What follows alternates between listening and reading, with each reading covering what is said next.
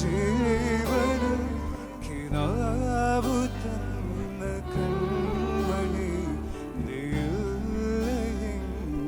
നീയെങ്കിലെന്നിലെ പ്രകാശമിൽ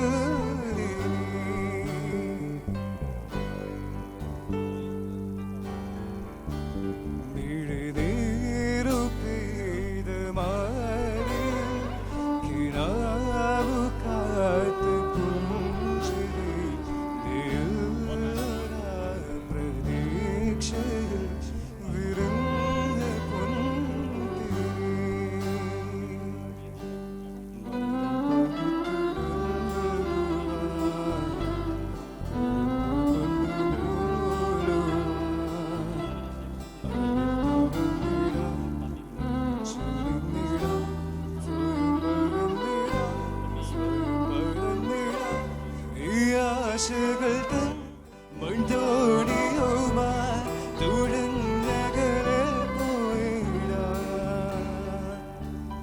എന്റെ നെഞ്ചാകെ നീയല്ലേ എന്റെ ഉമ്മാത നീയല്ലേ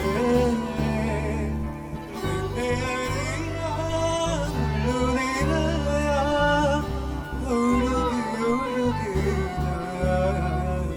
എന്നുമെങ്ങും ഒരു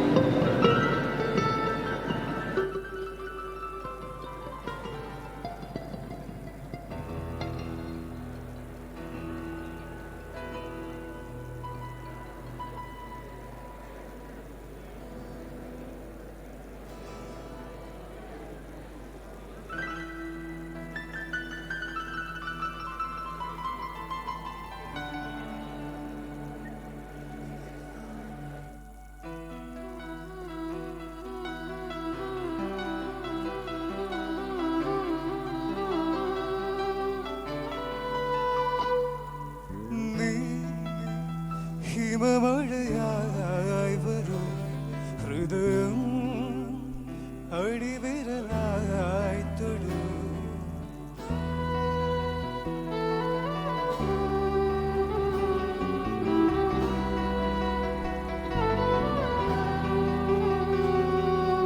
ഈ മിഴിനയിൽ സദാ പ്രണയം മഷിയെ ശിലയായി നിന്നിടാൻ നിന്നെ നോക്കി യുഗമേറെ എന്നെ ചിന്നിടാതെ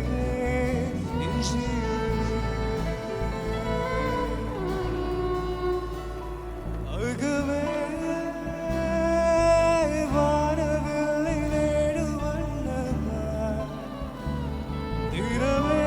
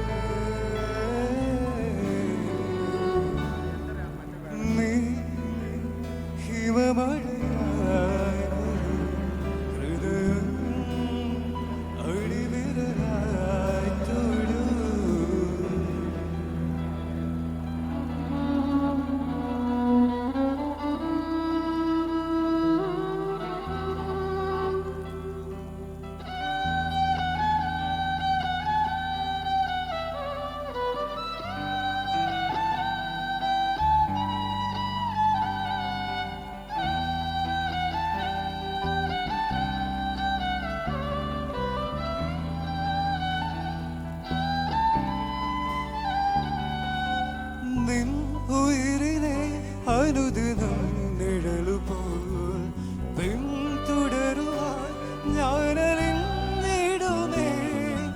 എൻ വെയിലിനും മുകിലിനും വലിയുവാൻ നിൻ മനമിതാ വെണ്ണിലാവാനമായി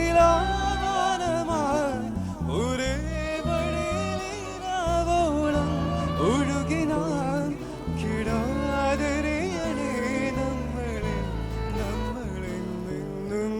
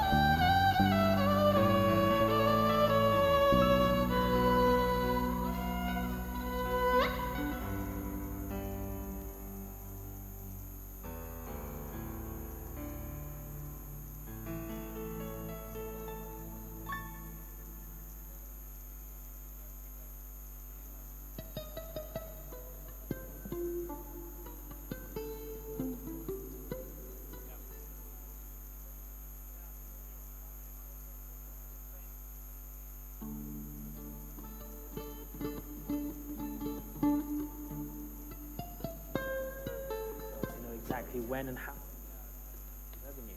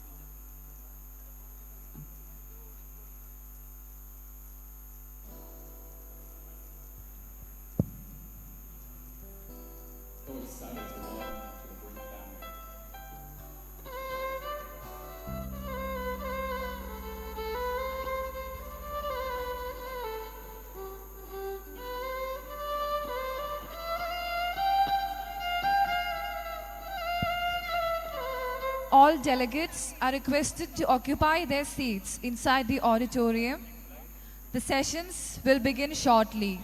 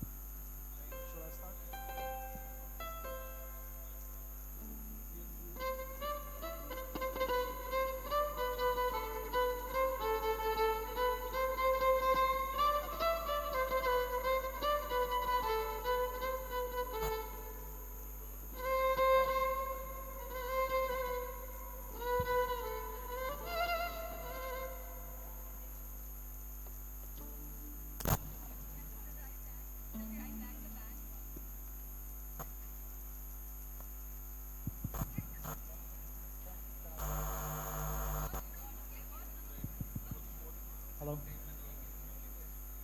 Yeah, it's okay. No, it's okay.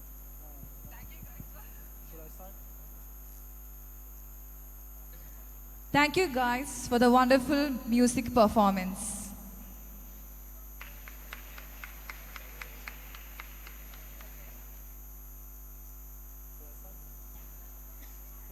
I request the delegates to kindly be seated inside the auditorium. The sessions will begin shortly. Okay. Just tell me when to start.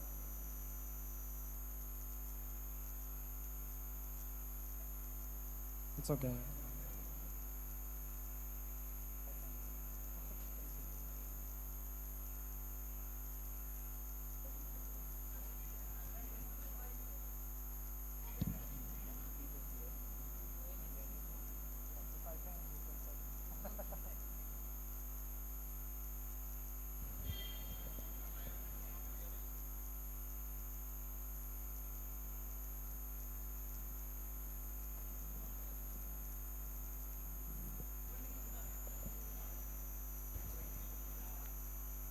Good morning.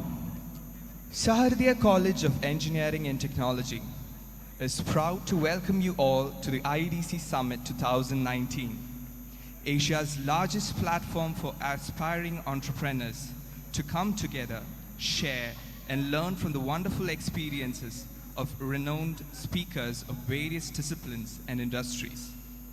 With great pressure, I welcome you all to the IEDC Summit 2019, Accelerating Ideas to Industry 4.0.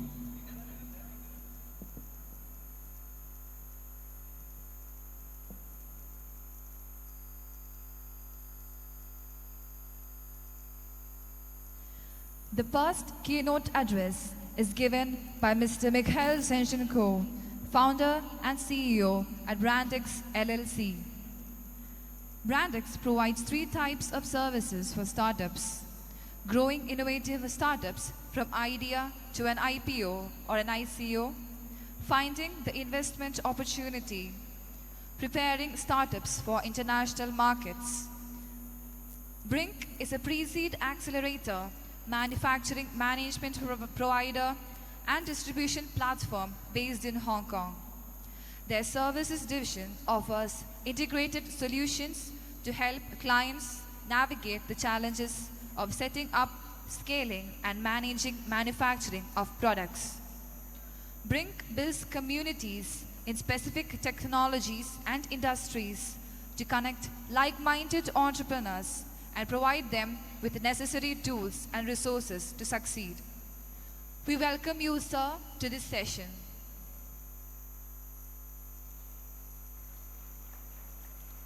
Good morning, everybody. Thank you very much for inviting us to this great event. And I would like to address my special thanks to Kerala Startup Mission and especially to Dr. Sajid Gopinath for arranging all this event. So today I would like to speak about our program, which is called Brink. Brink comes from Hong Kong. Our main strength is that we're connecting startups with the global market, and the ecosystem which we are providing within Brink family stretches all over the world. What does it mean for you? I think most of you who are now graduating from the college or thinking about your career, basically you would have probably two paths which you can go for. One path is your professional career, which means you might be an engineer working for some company, but there is also another opportunity where you can go and start your own business. So I would like to introduce you to our program, which will show how you can implement your ideas, how you can develop new products, and how can you use our resources to reach to foreign markets.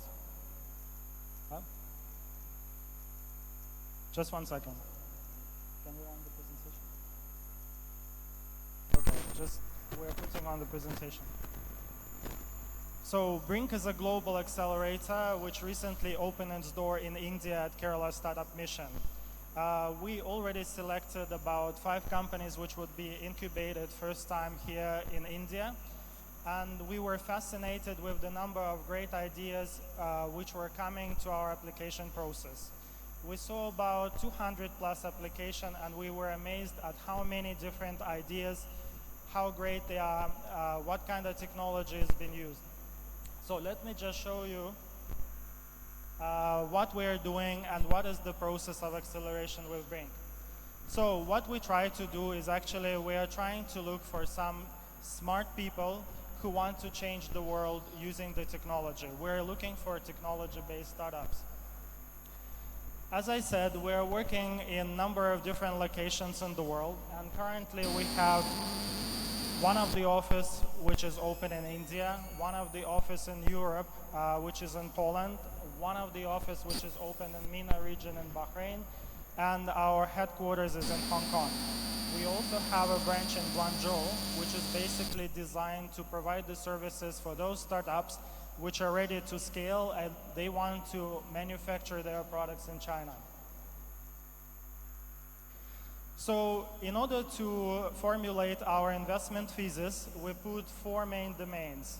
We want to understand how people function and what kind of technologies can be brought to people to solve their problems. Therefore, we identified as how we feel, how we live, what we eat, and how we move. In these domains, we're looking for some new innovative ideas which we can use and startup can develop through our program.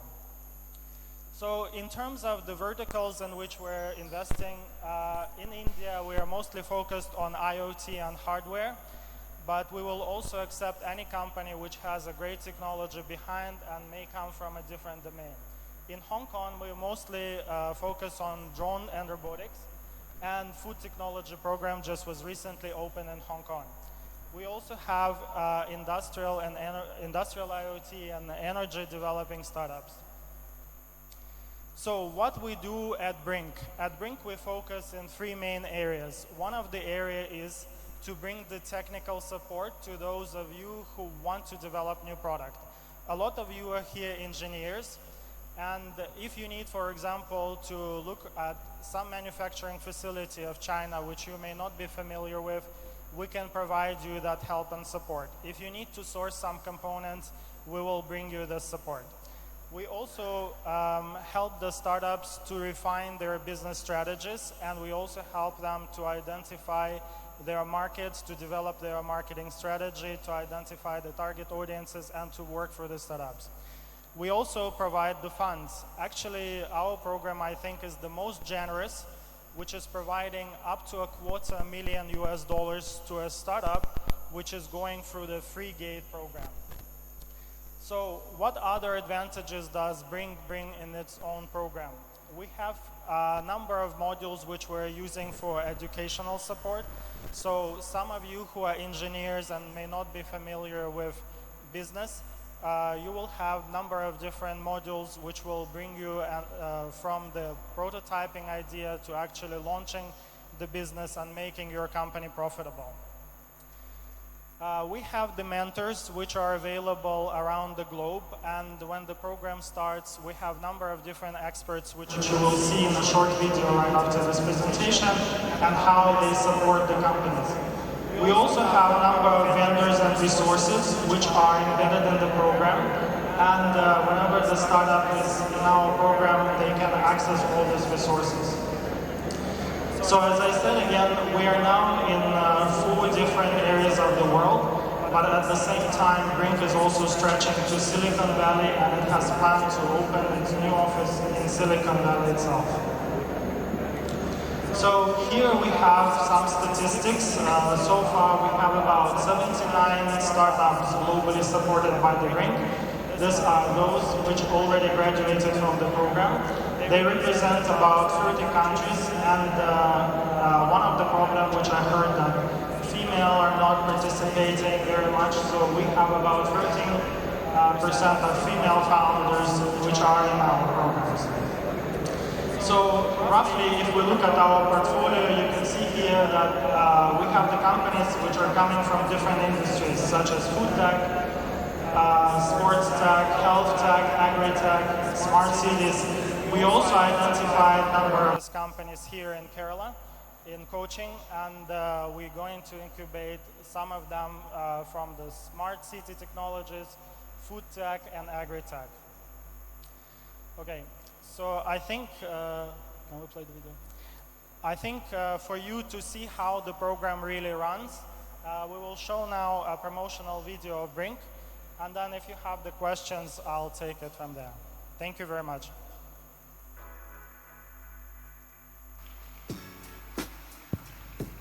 Thank you, sir. The session is now After running open for 4 years of queries. accelerator programs, our fall 2018 cohort is our biggest one yet. We're so excited to welcome them to the Brink family. Their journey here, however, was not easy. Competition for our program was tough. We received over 600 applications from 45 countries, teams that vied for a spot into our program. The Brink team diligently reviewed all of our applications and debated which founders and teams had the best chance at success at solving real-world problems using their technologies in IoT, hardware, drones, or robotics. Ultimately, 50 teams were chosen and taken into our ramp-up stage, where we jumped on calls and dove deep into the core aspects of their business. We carefully questioned each team about their solutions, financials, their manufacturing, and their go-to-market strategies, which in the end led us to selecting 13 amazing teams who are here today and are working to make the world a better place by building connected businesses. These teams fall within our investment thesis: how we feel, how we move, what we eat, and where we live. Each team then made their way to Hong Kong, the gateway to the Greater Bay, where every hardware founder needs to be. We welcome the teams at our beautiful office in Cyberport, which was the starting point for the beginning of our acceleration. And over the past month, Brink has given us access to awesome facilities like Cyberport, the great network of Cyberport with a lot of events every single day. Also, Brink has given us access to HKPC, which is a great facility for fast prototyping. They have a lot of machineries, from 3D printers to industrial mills, sewing machines. Whatever you're doing, you can use them.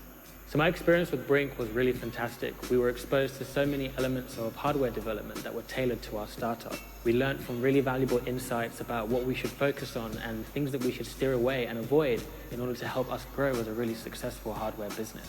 We sat down with Jesse to go through our financials in detail to know exactly when and how we will start generating revenue. Harry helped us to structure our product development much better so that we know what to show up with to manufacturers and when. And Bay taught us intensely just exactly how to pitch in the right way and to show our vision in the best possible light. One of my favorite part of the trip was the China visit. We got to visit the Hoshang Bay where we could buy any electronic components for our prototypes. We then visited the Seed Studio, which has an enormous support for the maker communities at Shenzhen. The third day, we also visited the factories, which have quite big capabilities to serve and manufacture hardware as quickly as possible. Lastly, we got to meet Simon, the head of Brink Make program, who has invaluable knowledge about manufacturing in China. That helped us a lot. It's been an amazing time working with the founders from around the world. We capped off their experience with Demo Day at the Hong Kong Stock Exchange, where the teams got together in front of a sold-out audience, record-breaking 400 people there to see all of their new innovations. From hardware to IoT, drones, and robotics, the teams pitched to venture capitalists and investors from all across the Greater Bay region. It was an amazing evening where we got together with the entire Hong Kong ecosystem for mingling, drinks, and networking. I want to take a moment to thank everyone that makes these programs possible. Our mentors and our partners, and everyone that gives us their space, time, and knowledge. Our teams have now gone home, back to their home countries, more prepared than ever to execute on their ideas and their visions of the future.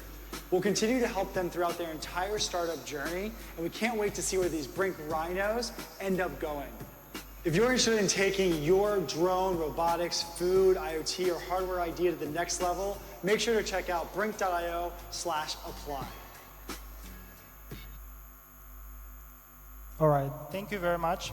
So our program right now has been closed. We selected the first cohort, but it will reopen again in end of December or beginning of January. So here's the website where you can find us, as well as if you have any questions, you can see me in this hall and ask me, as well as I have my colleague here, Srijesh Snair. So you can also ask him some questions, and if you have some questions right now, please let me know. I'll address if we still have some time. Thank you very much.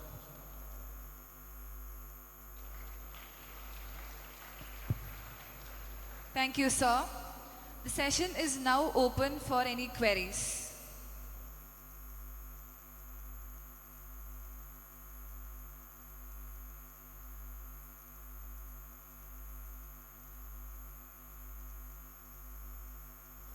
Okay, thank you. We shall now move on to the next session. The next keynote speaker is Mr. Siddhant Agarwal. Mr. Siddhant Agarwal works as the program coordinator at Google India. He is an Intel software innovator.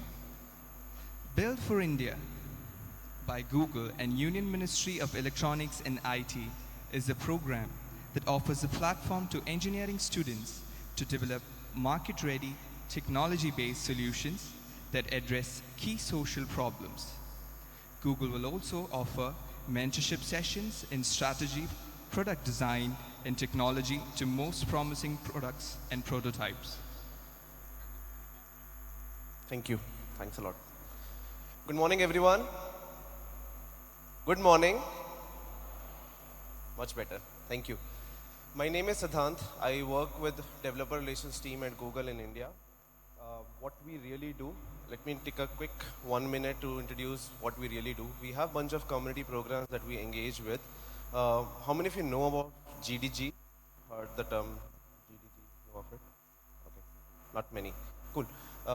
We have GDG Google Developer Groups, we have Women Tech Makers Program, we have GDG Cloud, and Developer Student Clubs Program. These are the community programs that help students and developers out there to further learn new skills, new technologies, advance themselves, meet like-minded people, and so forth. We also have a program for influencers and experts in a domain called GDE program, Google Developer Experts, that we engage with. For the startups out there, these are more mature startups, primarily AI and ML focused startups that are solving for India. We have a program called Launchpad program. In India, we have 46 GDG and GDG Cloud communities, 61 Women Tech Makers ambassadors, 200 DSC leads, and 48 experts. And we have touched base 20 plus startups in the last 1 year or so. Now, today I'm here to talk to you about how to be an agent of change, how to become a change maker. But before that, let me talk about some champions of change. Let me talk about their journey, what they have been doing. Let's talk about a situation as grave as you can't even think of, imagine. Manual scavenging. Do you know there are 88 deaths that are reported in last 3 years due to manual scavenging? And these are just the reported numbers that I can show off. There's a local champion, Gen Robotics, who has been working on it. Do we have Gen Robotics in the house? Anyone from the team? Gen Robotics? Wow. Can you please stand up, please, for me? Anyone? Gen Robotics? Who is from the team Gen Robotics? Can we have a shout out to the team who came up with this project called Bandicoot? They will be talking more about the product, but can we have a roots round of applause helping the manual laborers automate the task, cleaning the manholes that we can't even think of, just with the help of technology. If I talk about a lifeline, our heart, do you know like 10% of deaths that happen in India are due to sudden cardiac arrest? Think of it. If there is a way to find out these early stages or early signs of cardiac arrest, think of the potential it lies in the rural areas. Something, if you can think of a low cost, something like a portable ECG machine, something that can capture our heart vitals on a time to time basis. For our elderly, for senior citizens, people who are left alone at home, how they can still be connected with the technology, capture in.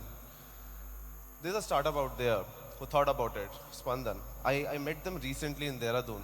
They're based in Dehradun and have a certified product out there.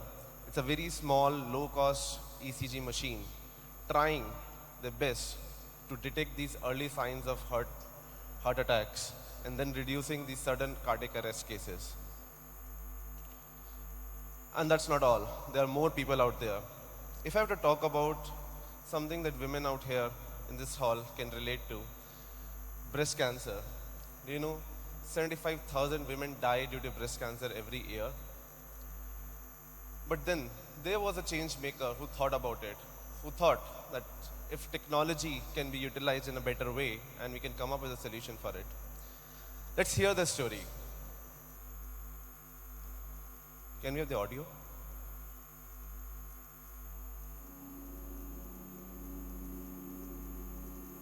In our country, unfortunately, women do not come forward for a breast cancer screening till the time they can avoid it. And hence we end up losing 50% of the women.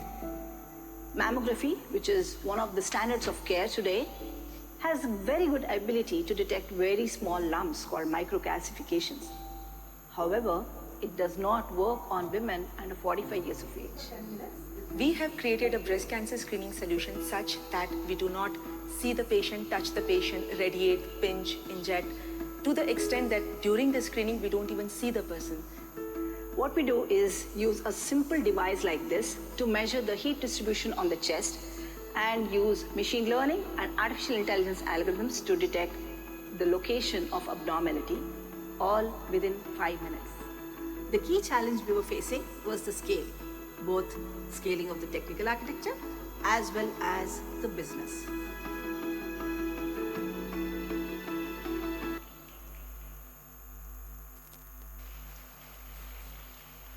That was Niramai, a launchpad startup that thought of coming up with a solution for breast cancer screening for women at an early stage. Now, if I have to talk about the air around us, I'm sure like all of you would agree with me, the air around us is polluted these days. Do we really know like how many people die every year just in India? And these are the stats as of April 2019.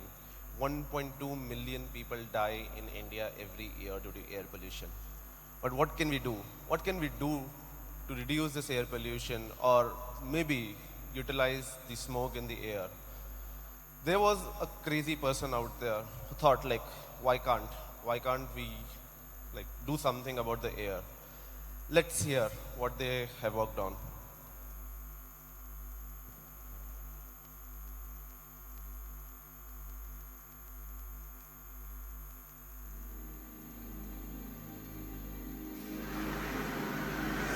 Air pollution pollution reaches more than 80% in Metro Manila. Air pollution levels in the British We should see a huge environmental And impact. according to the World Health Organization, even trigger lung And so Delhi, cancer. they're once again topping the pollution chart. Situation Can you imagine the air being so dirty records?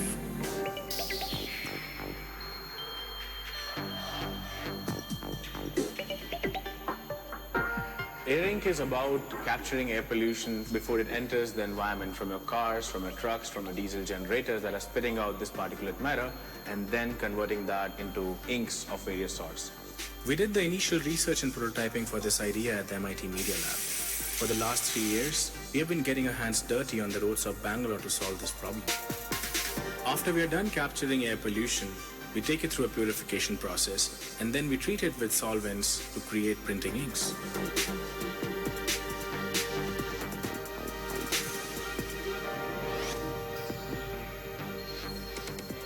Developing new ways to be able to paint and create without the negative effect on nature is an awesome idea. I'm so into it.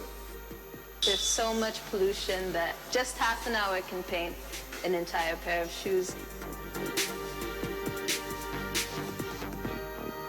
I'm excited to work with something, an ink that will merge both together, beauty and environmental awareness, a way to advance humanity and to save the space around us.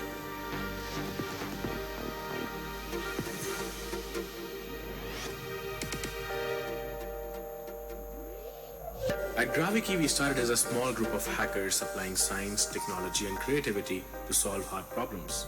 We thought, how can we take something that's totally undesirable, ugly, and as bad as air pollution and turn it into something beautiful, something that everyone uses, as common as inks. So every stroke on paper that you make is essentially a quantification of that particulate matter you would have otherwise breathed in when you're walking outdoors. By backing us, you help us scale our pollution capture technology and bring Air Inc. to as many people as possible. What's the best place for this carbon soot to go? Is it your lungs, or is it something like inks that we make?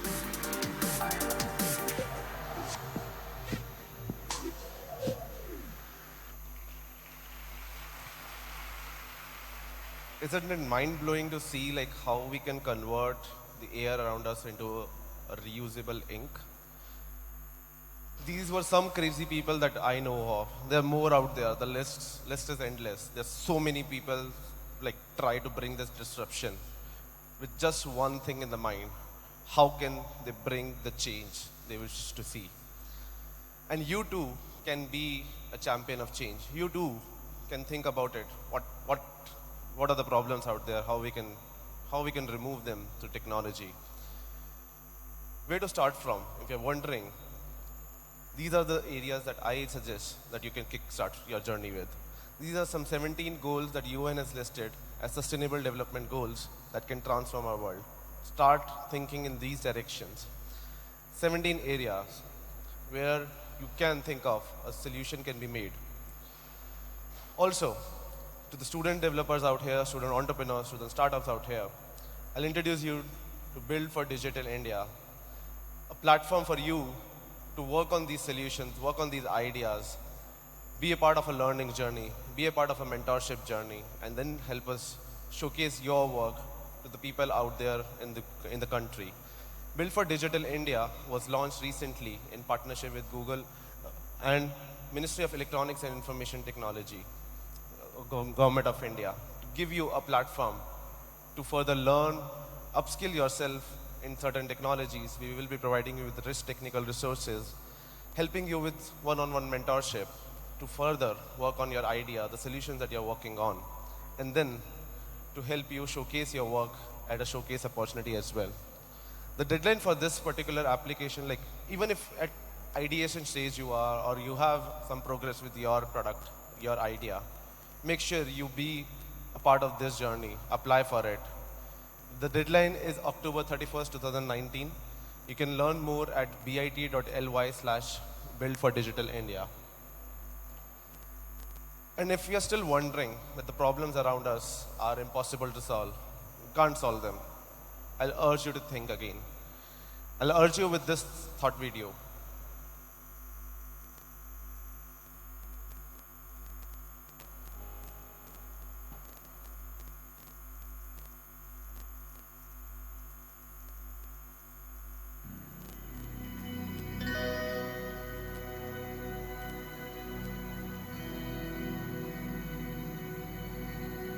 The actual moonshot is wonderful, inspirational, poetic, beautiful, involved great technical challenges, genuine heroism.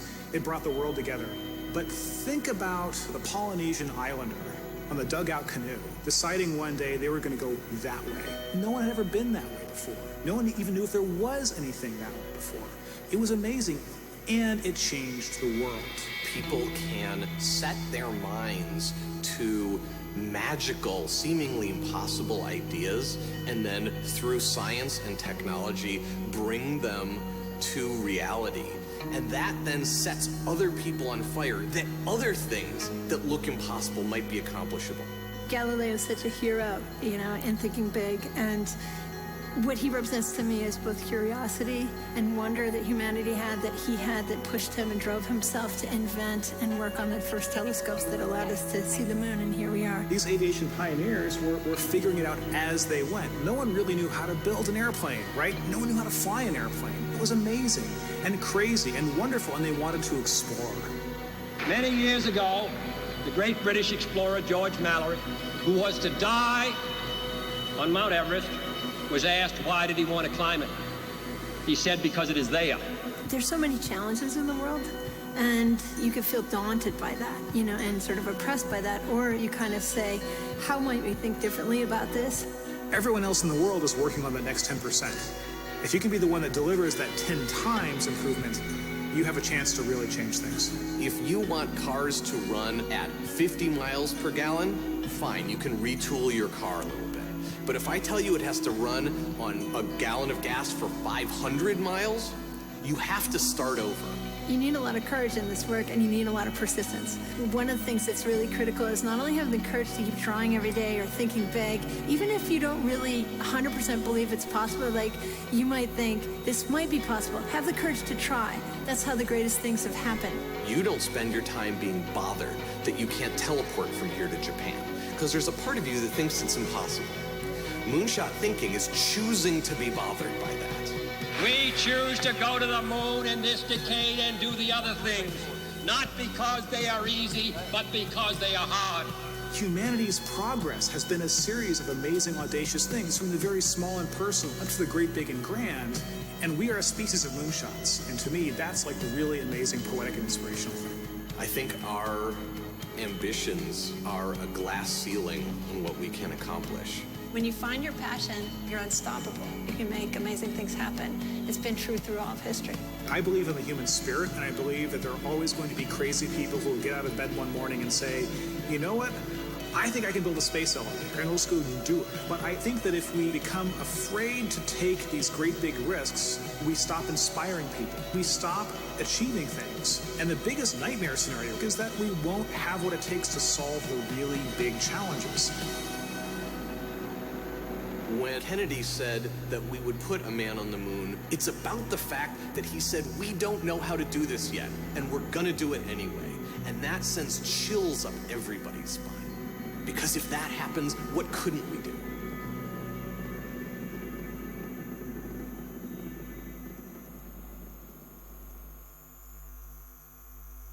Everything is moonshot at the start. All you need is that courage to try. Because we fail when we fail to try. I will leave this thought to you and urge you to apply for Build for Digital India, be part of the learning and the mentorship journey, come up with the ideas that can shape this country, shape this world. Thank you. That's it from my side. Thank you, sir. The inaugural ceremony of IEDC Summit 2019 will begin shortly.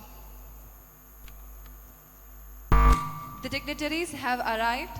Kindly rise.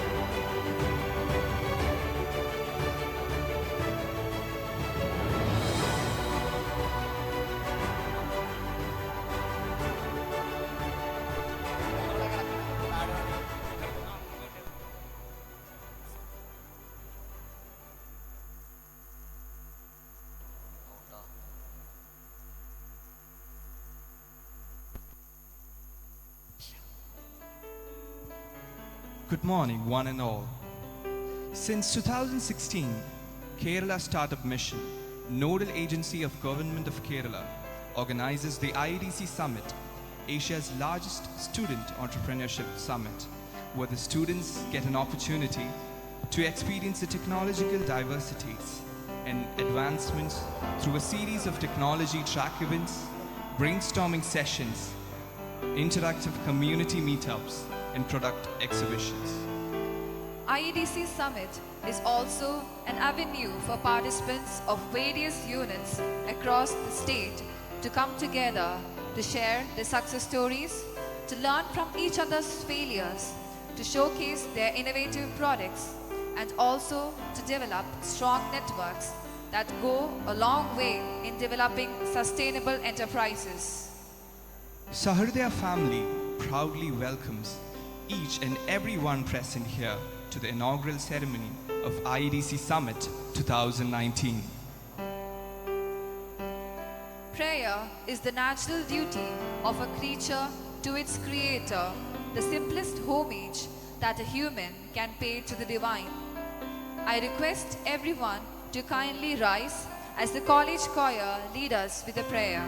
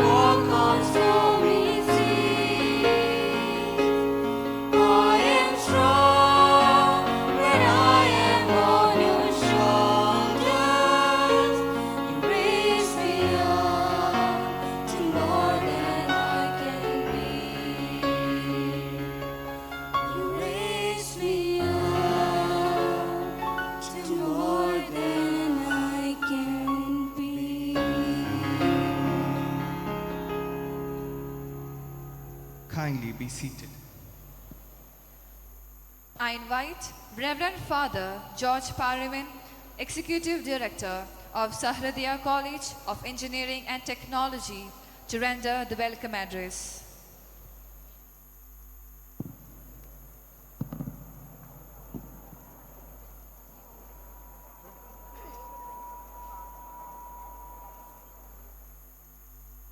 Dignitaries on and off the dais, and all the delegates and participants, a warm good morning to one and all.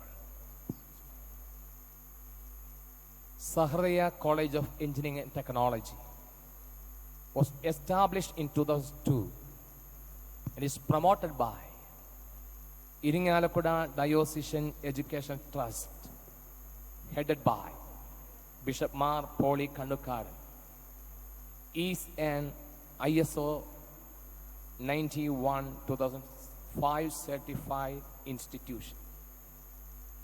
Sahariya also holds accreditation from NAC, an Institution of Engineers India, in considered as one of the fastest growing engineering college in Kerala, with recognition from Department of Scientific and Industrial Research of Government of India as scientific and industrial research organization. State-of-the-art infrastructure of the institute spread over 45 acres green campus with total built-up area of 57,854 square meter. Sahariya was awarded the Swachh Campus Award and Academia Excellence Awards from University of Calicut. This institution also holds Kerala Startup Mission's Exemplary Performance Award and Entrepreneurship Enabler Award 2018 for innovation and entrepreneurship development activities through its Innovative and Entrepreneurship Development Center. It's a great privilege and honor for Sahariya to host this IDC Summit 2019 here in our Green Campus. I thank each and everyone who had said to give Sahariya this golden opportunity to host you all here. Sahariya is delighted to have the gracious presence of Dr. Rajashree MS, Vice Chancellor at APJ Abdul Kalam Technological University, to address all. Dr. Rajashree is a professor in computer science and engineering and has served in government engineering colleges under the State Technical Education Department for the past 24 years as lecturer, assistant professor, professor, and principal. She has been serving the academic community for 24 years in teaching, research, and taking leadership roles in academic activities such as introduction of new courses at PG level, curriculum design and conduct of university exam, etc. Her research interests include distributed and object-oriented software engineering, cloud computing and pattern recognition. With great respect, I extend a most cordial welcome to dear ma'am to Sahariya and this IDC Summit 2019.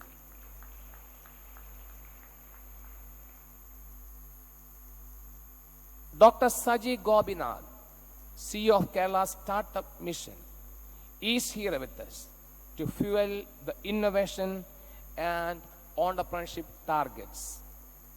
He is the state government's nodal agent for fostering entrepreneurship.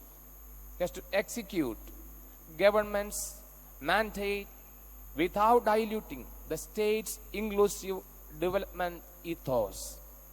I'm very happy to welcome Saji Gobinath sir and his entire team who are extending all the support and assistance for the conduction of this summit. Hearty welcome, sir.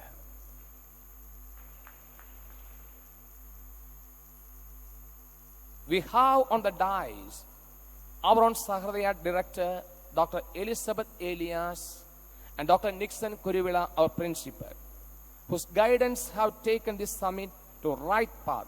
Hearty welcome to you both.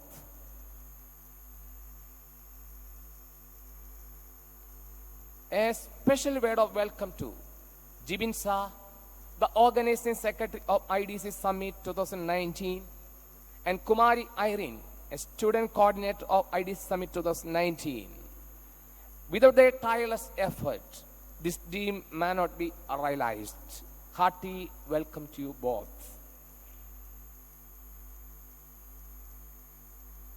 a word of welcome to all the nodal officers, delegates, and participants from different institutes. Today is your day. This summit is yours. Make maximum profit out of it. Once again, I welcome you all to this green campus of Sahridaya. Thank you all. Thank you, Father. We would also like to extend a floral welcome to our beloved Executive Director.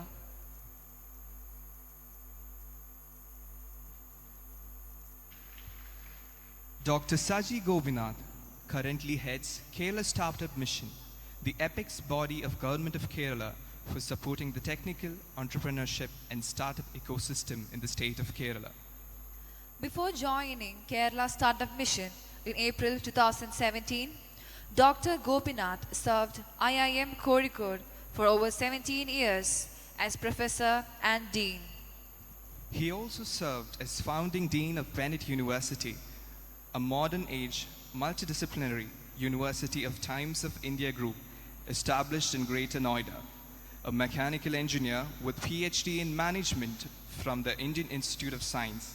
Dr. Gopinath also serves in various national boards, academic syndicates, and also associated with several leading universities in the world. I cordially invite Dr. Saji Gopinath, CEO of Kerala Startup Mission, to address the gathering.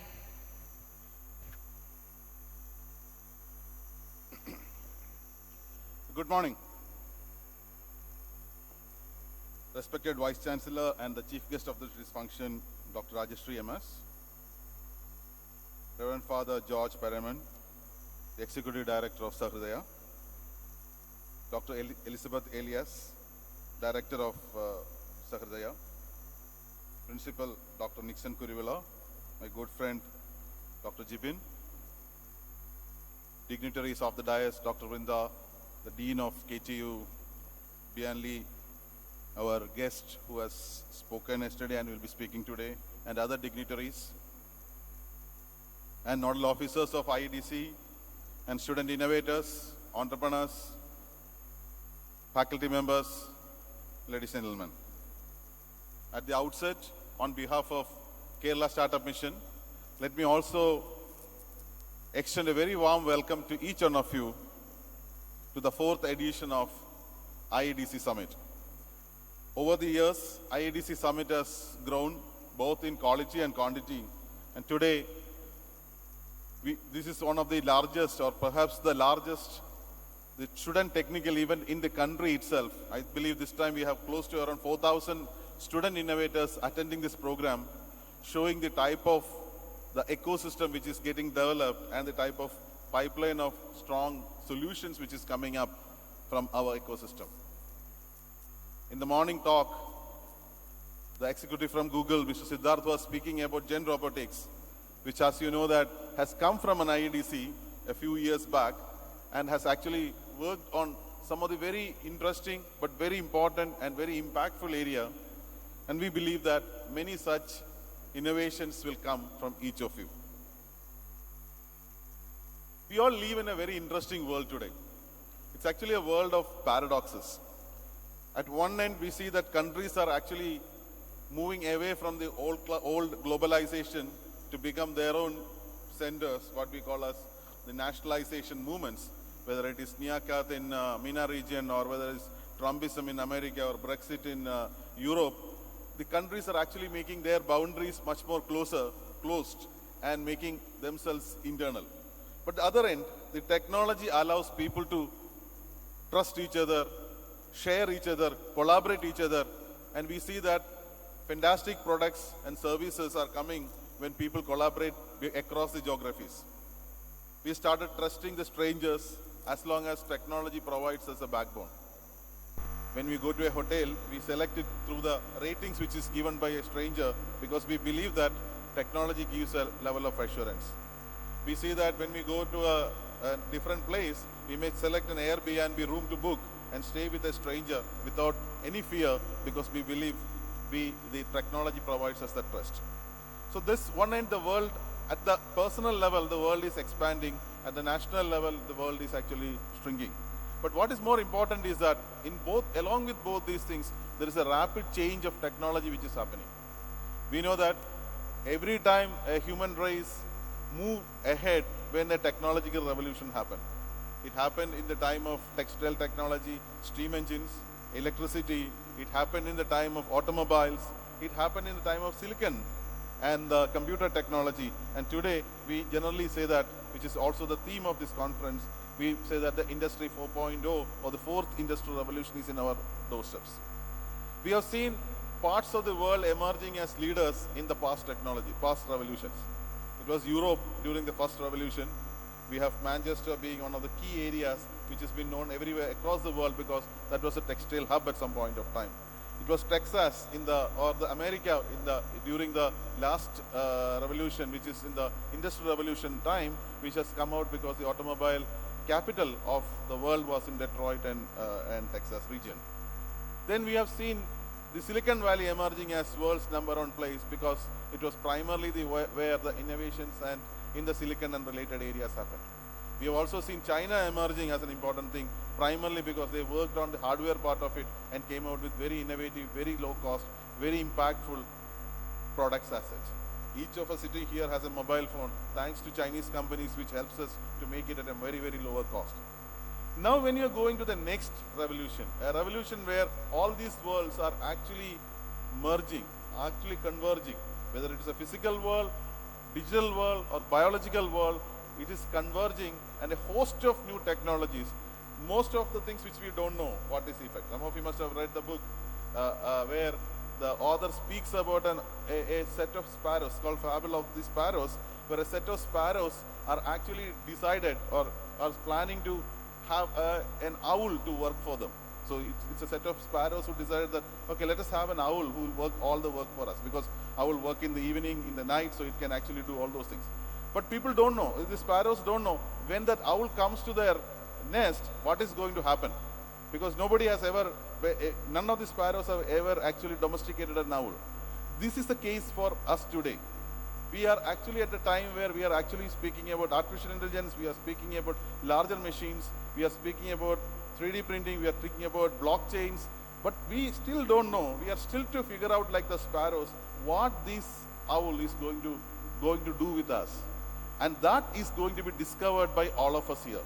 And that is the future which we are doing. The persons who can tame this owl properly, the persons who are actually coming out with making the owl work for our benefit, to solve our problems, the non-linear solutions coming out, the exponential problems have to be addressed. Those are the people who are going to gain in the world. Just like Silicon Valley actually nobody knew about Silicon Valley 30 years back. Nobody knew about Amazon or Google or Facebook or any of these maybe 10, 15 years back. These companies have emerged in the last few years primarily because they actually address problems, hidden problems, and address problems which has been there for years. Now is the time for us, how do you select the newer technologies to solve such problems for us? And that is the context in which I think this IEDC is actually being organized. This all happens when people started thinking differently. People started thinking beyond the constraints. People started experimenting. It may fail in the process, but at least they start experimenting on that. The purpose of innovation and entrepreneurship development cells is primarily to fuel this innovation.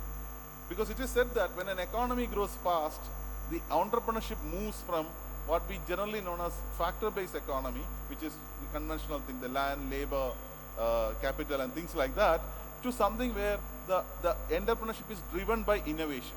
That entrepreneurship is driven by people's knowledge. Entrepreneurship is driven by people who think very differently. Nobody would have ever thought that a set of 2 students in a college in Pala can actually gain one of the India's largest companies' support to make their product national in very soon. That happens because of this new revolution. When Ando and George has come out with a solution where any dirty water is actually converted into a fresh drinking water using a filter technology which they have developed, you are basically coming out with a problem which is affecting a large number of people in the world. not only in India, not only in coastals of Kerala, not only in Kuttanad, it is all over the world this problem is there. Now, these sort of large problems requires innovative solutions. And that is basically what each of you have. The power of thinking differently.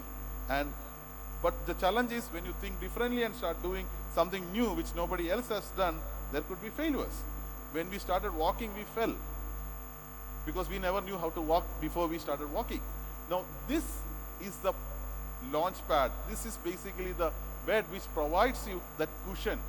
Just like your mother used to hold you when you fall or when you cry after falling, we have this innovation and entrepreneurship development cells which basically support you to minimize the impact of the fall, encourage you to walk extra mile. And that is basically what the whole idea of the IEDC's person. It's a platform. I'm sure many of you sitting here are a part of it. Now some of you are yet to get into that. It's a platform where you can experiment. You can have very crazy ideas, but these crazy ideas you can experiment and try it out. And once you try it out, and if it becomes successful, then you are basically making a big change. If it is not successful, nothing is lost, because the entrepreneurship of today is not about wasting a lot of resources.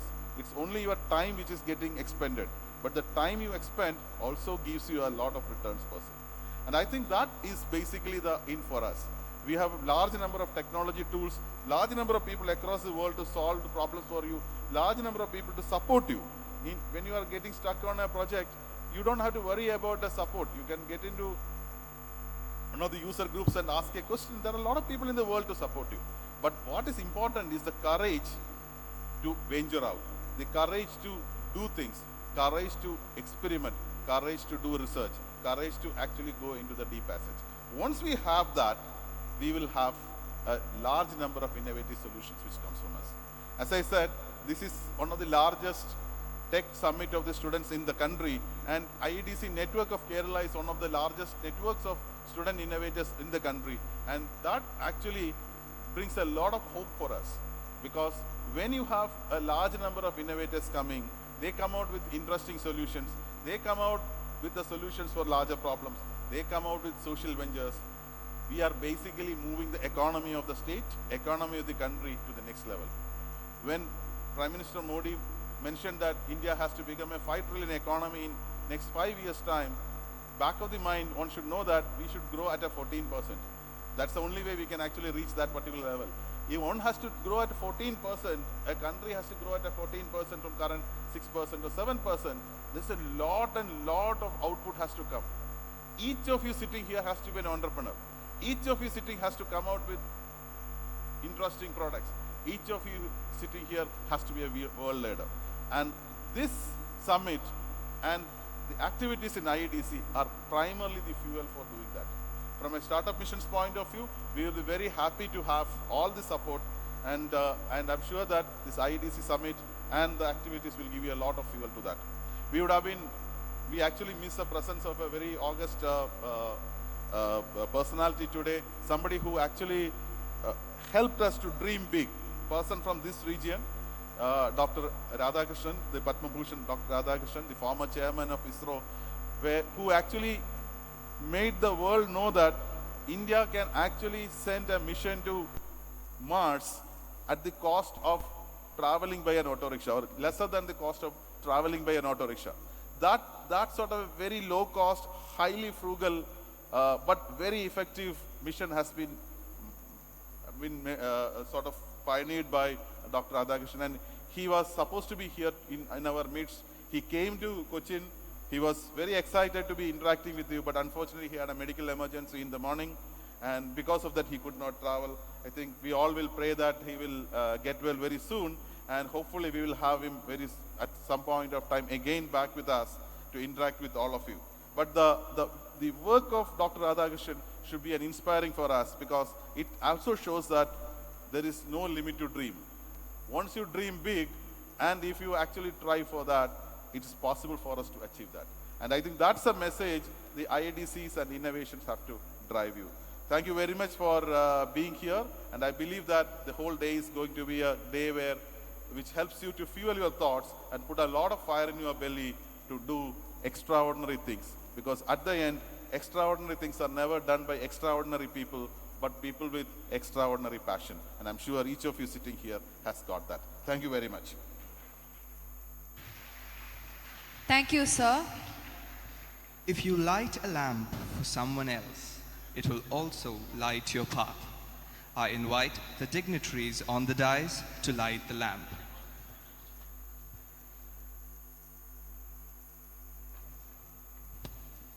Kindly rise.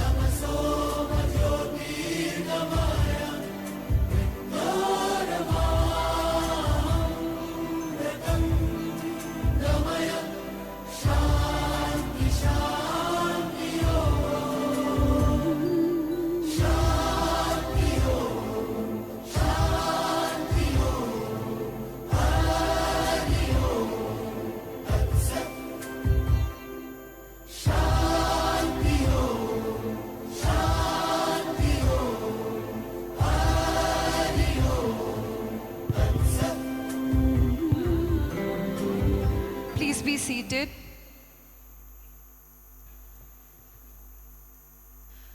Dr. Rajashree MS is Professor in Computer Science and Engineering and has served in government engineering colleges under the State Technical Education Department for the past 24 years. Before joining the college, she was the director of Indian Institute of Information Technology Management, Kerala. She has been serving the academic community for 26 years in teaching, research, and taking leadership roles in academic activities such as introduction of new courses at PG level, curriculum design, and conduct of university exams. Her research interests include distributed and object-oriented software engineering, cloud computing, and pattern recognition. She is presently serving as the Vice Chancellor, APJ Abdul Kalam Technological University, Kerala. I humbly invite Dr. Rajashree MS for the inaugural address.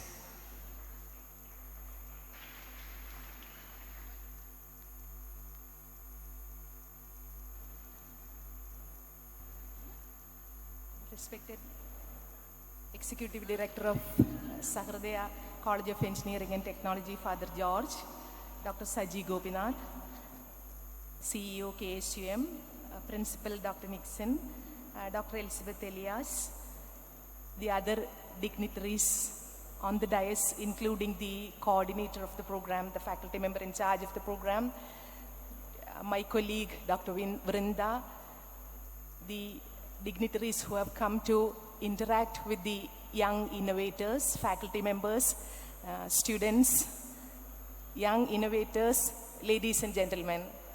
I'm extremely delighted to be with you in addressing the young innovators of the state and elsewhere, but at the same time, I am slightly disappointed by the absence of such a wonderful person who was supposed to be along with us and inaugurating this function, from whom you would have learned very wonderful lessons of leadership and technology advancements.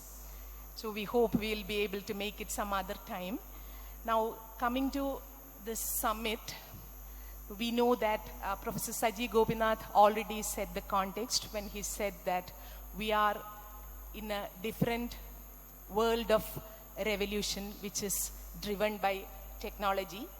And the revolution, technology revolution of knowledge economy also demands that we should create wealth of the nation. He already put the context when he said what the Prime Minister hopes for when he puts a very big target about the economy, and you are also aware that the development and the aspirations are highly being criticized by people of our nation.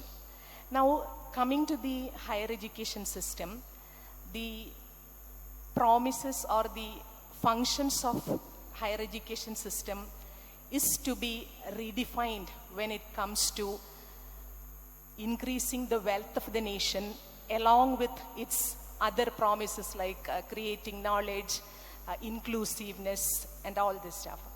So that is where we are now, and the world around us is also witnessing a very dramatic change, a disruptive change when it comes to engineering products and services. And that is where the young innovators are positioned now to design the right kind of owls, as he was putting it, and that is where we are.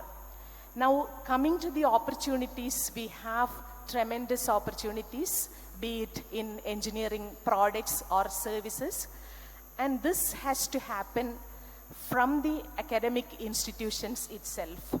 Having said that, it is very difficult to package the knowledge that an entrepreneur has in the form of 3 or 4 courses and deliver it and make all the students entrepreneurs. Of course, it is not possible.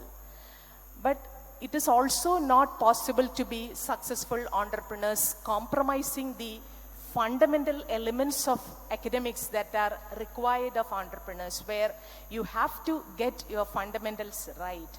Now, we need to redefine how we design the curriculum, how we exercise the teaching learning process when it comes to addressing such needs of creating entrepreneurs, making innovators to fuel the economy of the nation.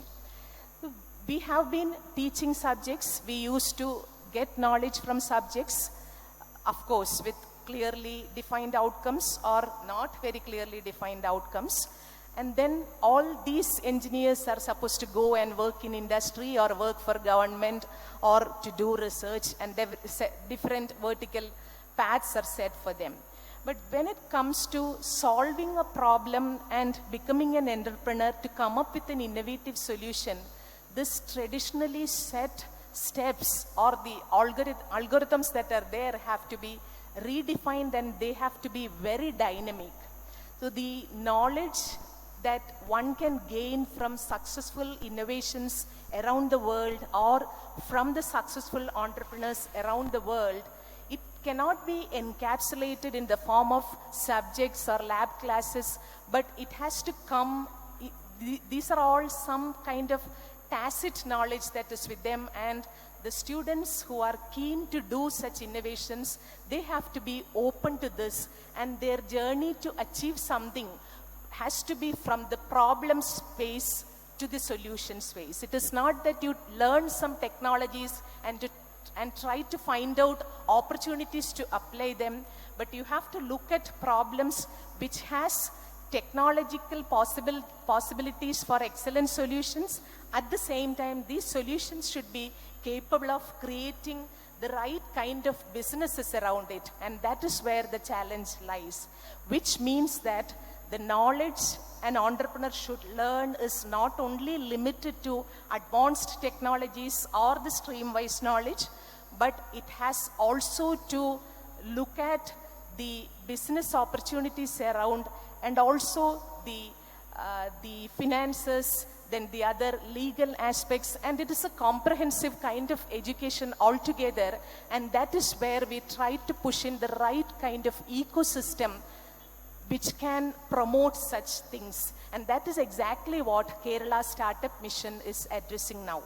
You know that the mission is directly under the control of the Honorable Chief Minister of the state, and the impetus that the state is giving to such kind of initiatives, both in terms of creation of infrastructure and also in terms of promoting such kinds of event which will expose you to successful entrepreneurs and very interesting and promising technology solutions, bringing in people from industry, and also exposing you to the challenges which have to be addressed by excellent research capabilities that needs to be built into the academic institutions.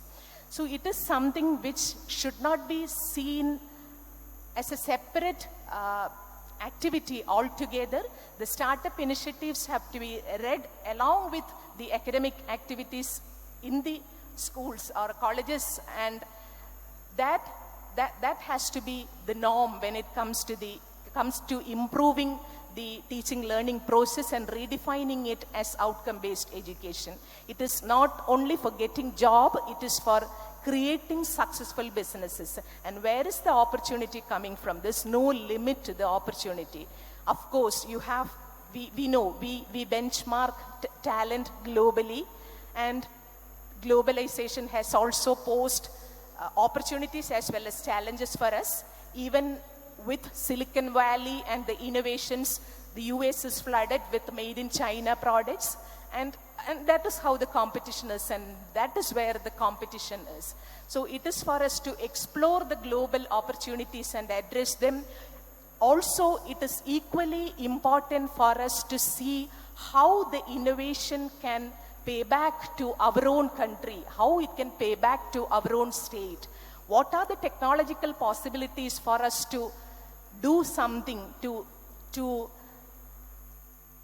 reposition the agriculture of the state? How it can be made high-tech? How can you help the farmers to do something?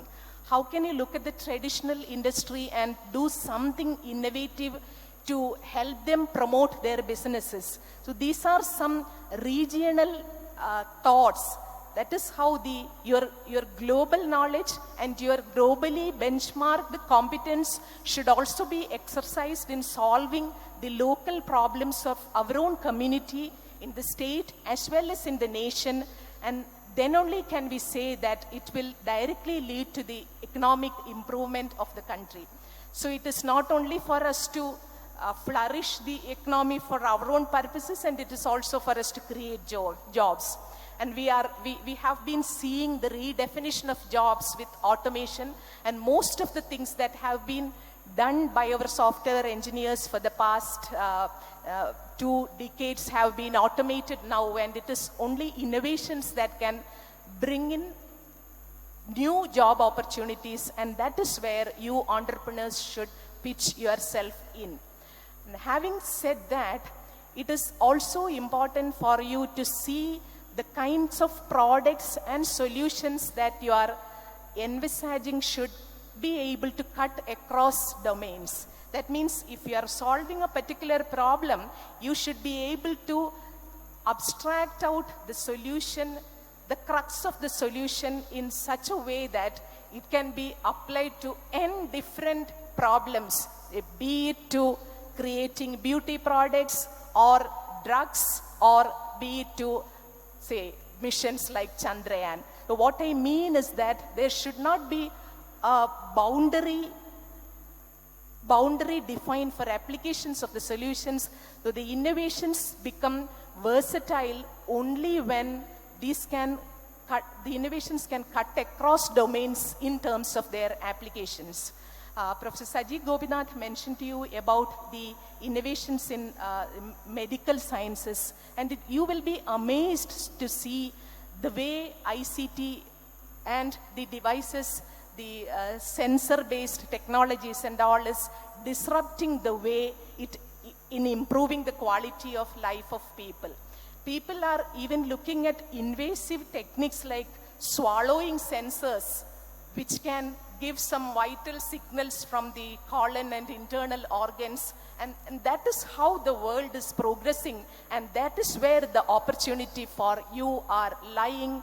And that is what is expected from you when the state is investing such a lot of efforts to bring out the entrepreneurs in you. And the Prime Minister is promising that we will lead to that 5 trillion economy. And that is where you should position yourself, and the dreams should never be contained within a small market or a state or a nation, but it has to be your market. When you are coming out with a product, it has to be global. And as I said earlier, it should be cutting across domains like space sciences, health sciences, agriculture sciences, and whatnot.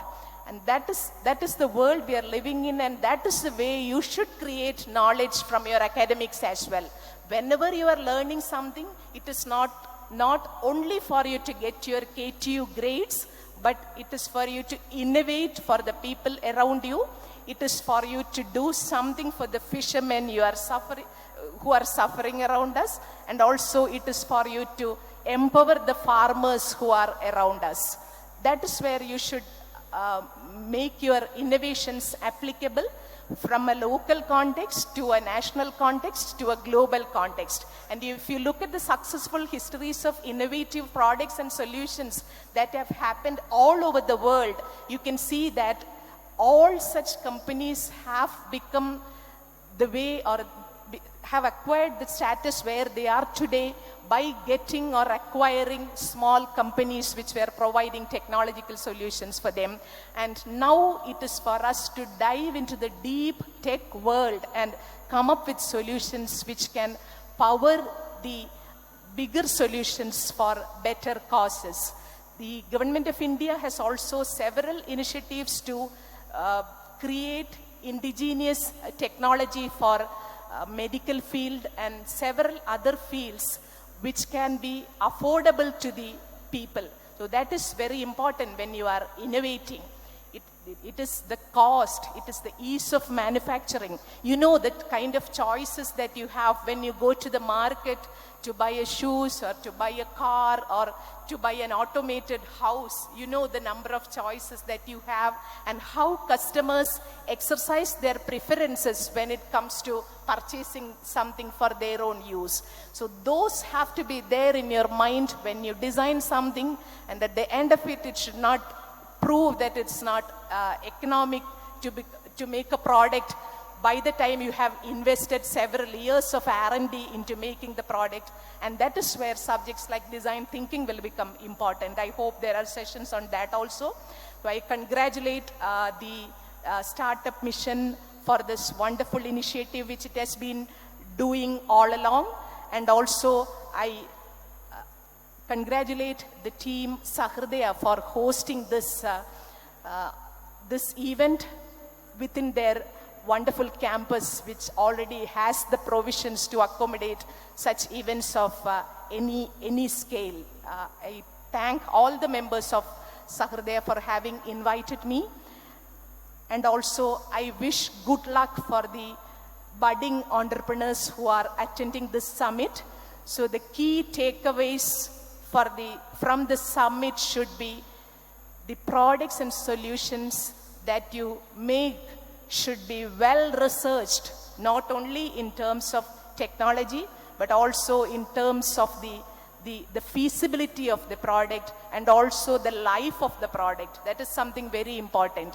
Only designs which can survive time will exist, and that kind of care has to be exercised when you try to design technological solutions, be it products or services. And research in specific fields is a key power force which will be driving this. And if we look at the success of industry in China, we can see that Chinese education system has been thoroughly redesigned from market-driven forces and from economy. It is not easy to practically do it as it is said, but it is possible to make use of the services of the entities like KSUM to incorporate these thoughts into educators as well. And I hope all of you will agree to me, and the faculty members will take adequate care in redefining academics and research as a power force for driving the economy of the nation and addressing the lack of employment that is often being complained for engineering graduate. I wish good luck for the summit, and I believe that it will come in different shape and different form in the coming years, bringing more people and more technologists, thus continuing to accelerate the entrepreneurship development initiatives of the state. Thank you once again and wish you good luck. Have a wonderful day of technical deliberations ahead. Thanks. Thank you, ma'am. I invite Dr. Elizabeth Elias, Director of Sahardia College of Engineering and Technology, for the felicitatory address.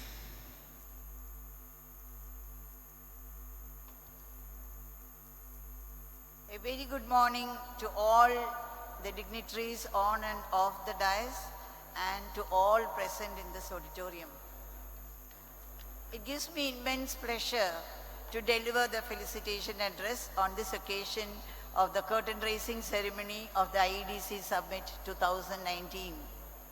Congratulations to the organizing committee for their tremendous effort to make this event materialize today in our campus.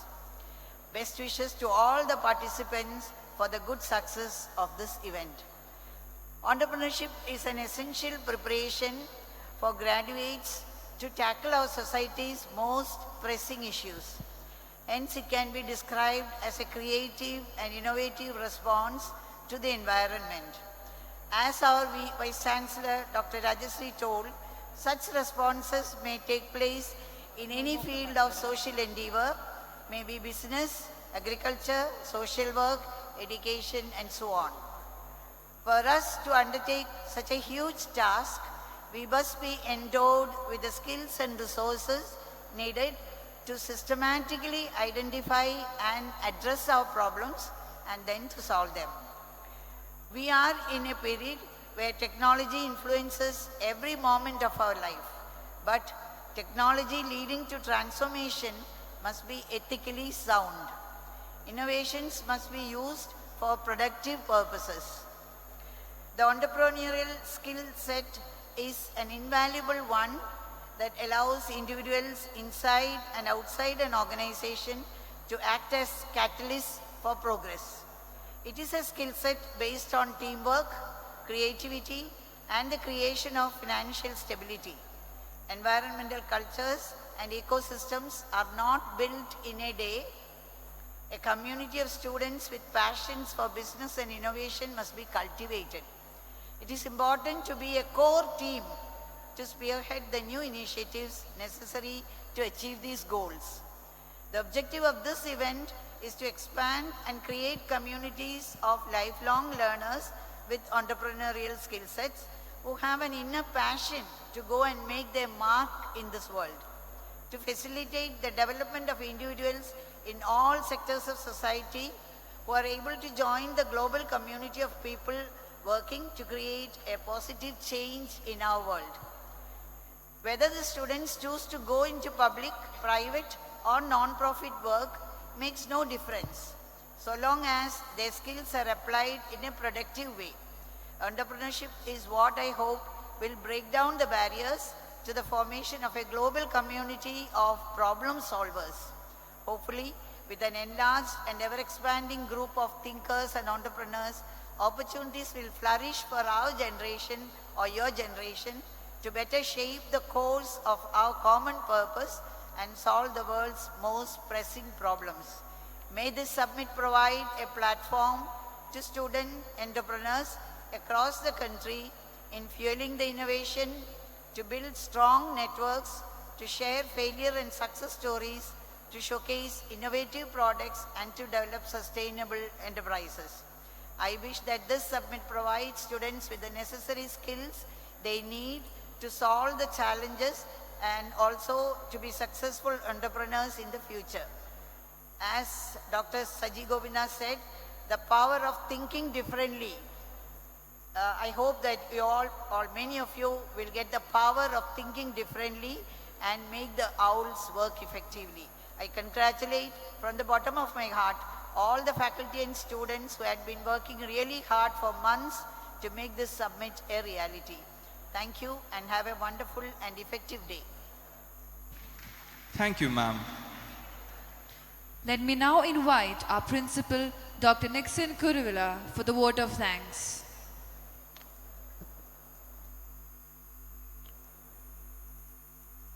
Honorable Vice Chancellor of APJ Abdul Kalam Technological University, Dr. Rajeshri MS, CEO of Kerala Startup Mission, Dr. Saji Gopinath, other dignitaries on and off the dais, ladies and gentlemen. Coming together is a beginning. Keeping together is progress.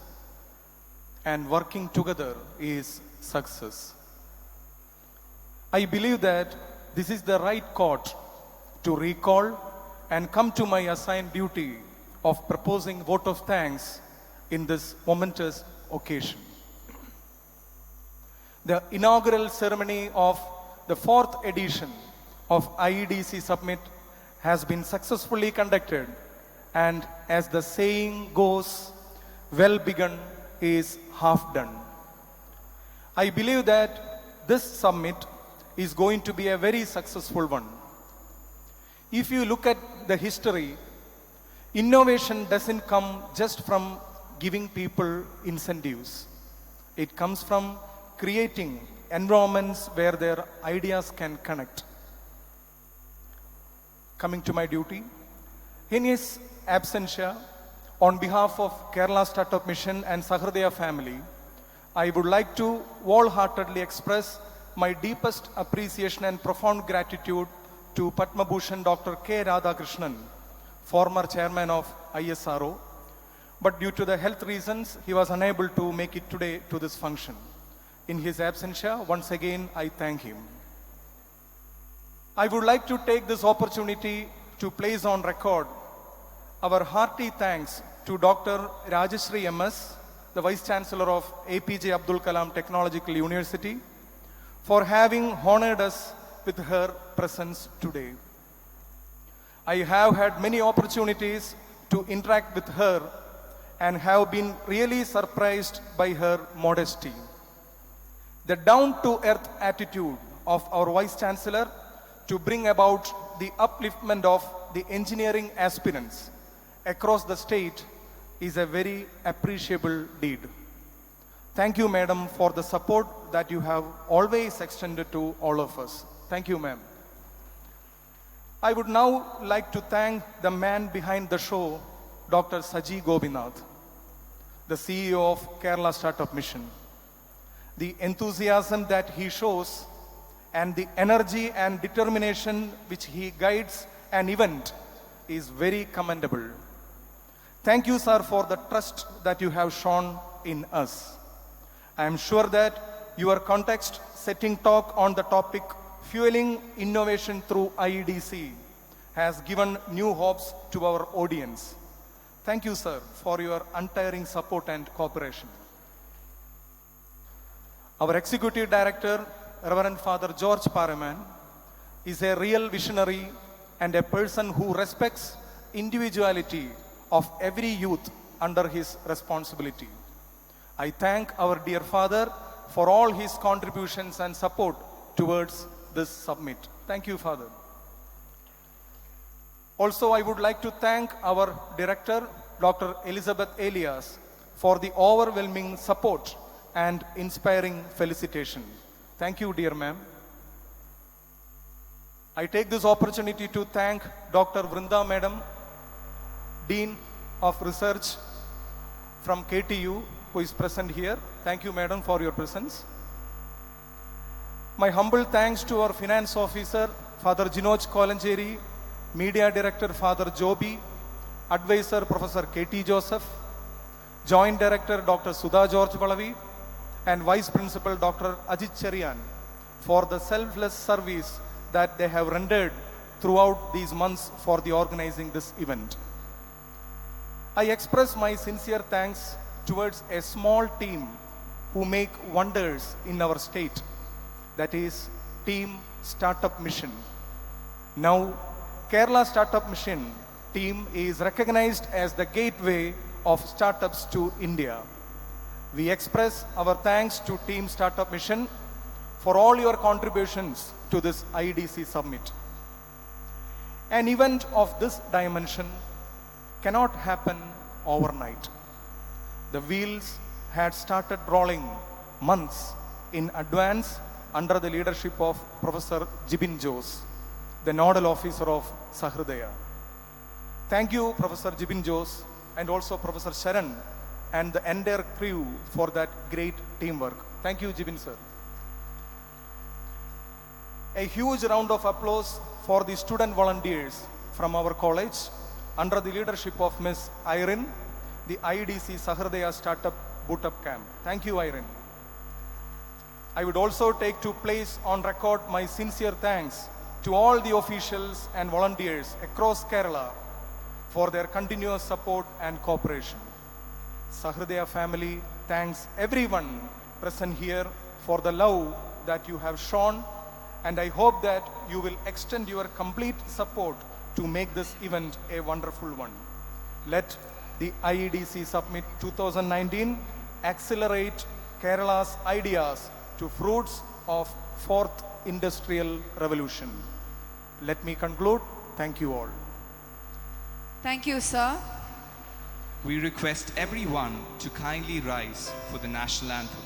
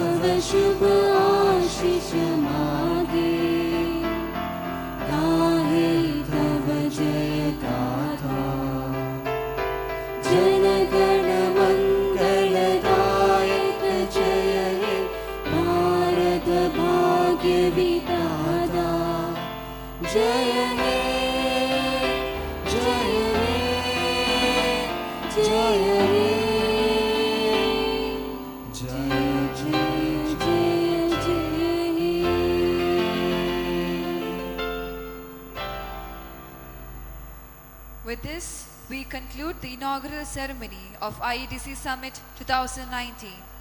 Thank you one and all for joining us.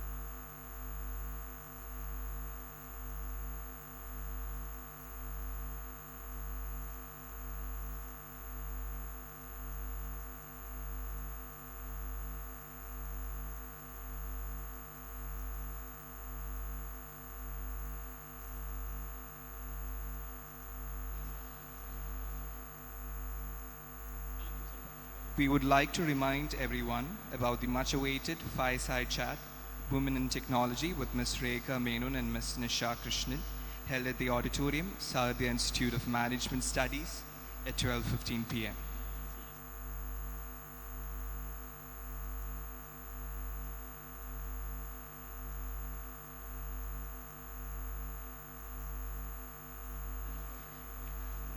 We are having the last 3 keynote addresses in this auditorium, and it will come in shortly.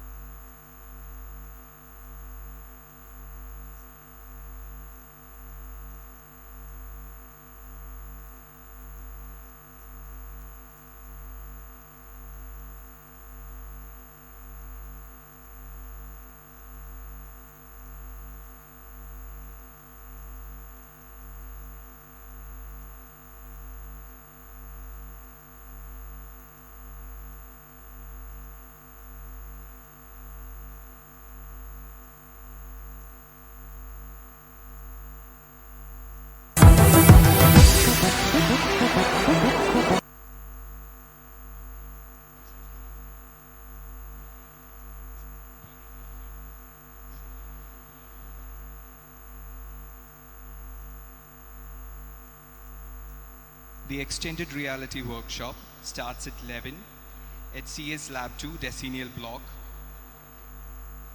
And the design thinking for social innovation by DISC starts at 11 at SIM's second floor activity hub. At 11:30 we have blockchain technology,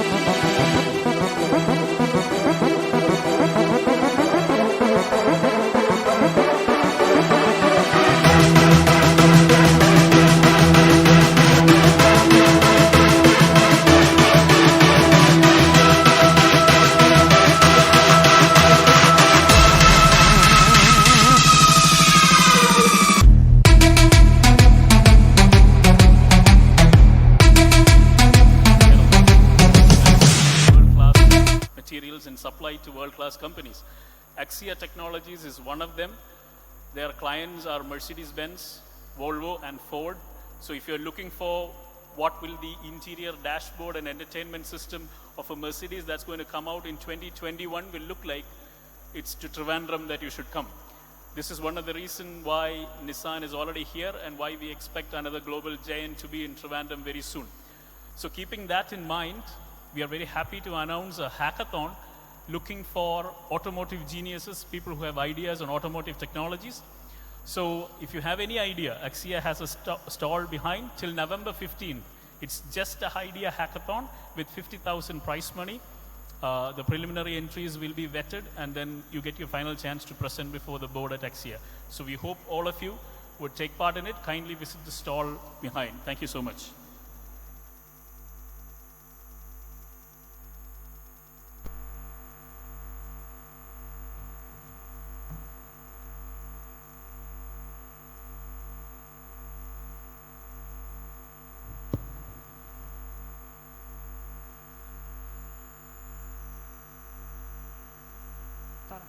Thank you, sir.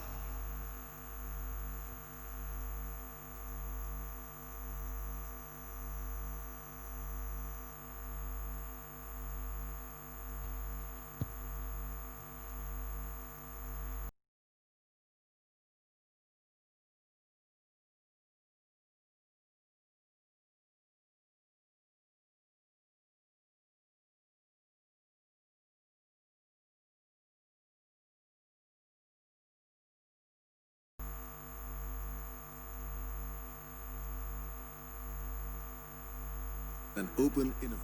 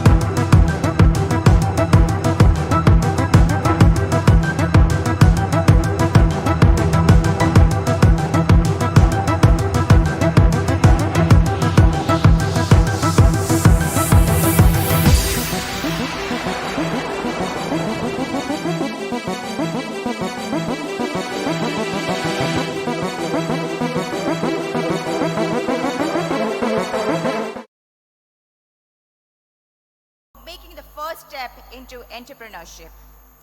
You might be wondering, I haven't made that plunge, why are you congratulating me, right? Let me not answer that question right now. Through the presentation, I'll take you through why I tell you this is the first step towards entrepreneurship for each one of you. So today, I'm here to take you through the key to scaling up the business. And I'm sure you know the entire summit is about your ideas, dreams, and how to start up, right? So that's where I'm coming up with, after starting up, the next crucial stage is scaling up.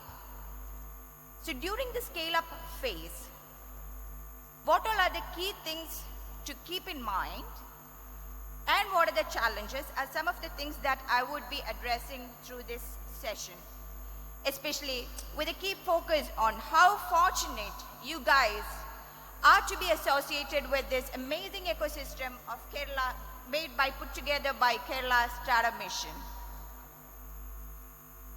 So let's start with what are the key elements to scale up. So these are the key four elements that I'll be touching upon in today's session. Sorry about that.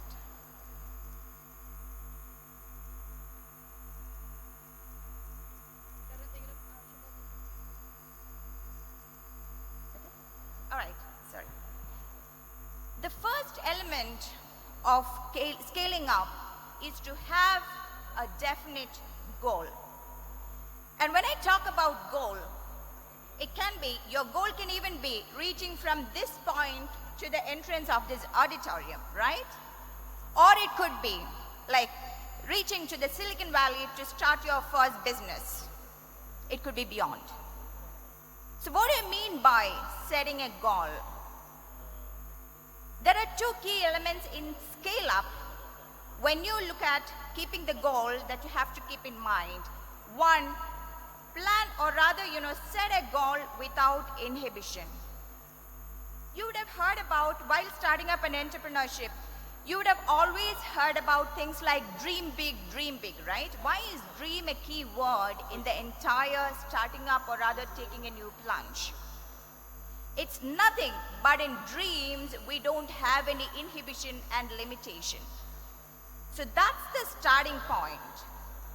So let me share an experience we had while running this company called, I used to anchor finance function and a few other functions for this startup called Taxi for Sure, which started in the year 2011 and got acquired for 1,300 crore capital in the year 2015.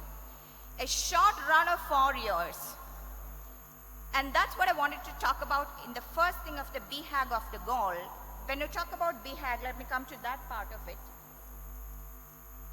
So in terms of the BHAG, there is something called Big, Hairy, Audacious Goal, which was first mentioned in the book called Built to Last by Jim Collins. That's nothing but a clear and compelling target for an organization, and that has to be huge enough. So let me take you back to this boardroom conversation we had once of Taxi for Sure days. Taxi for Sure was nothing but a ride-hailing app which started in 2011, as I mentioned.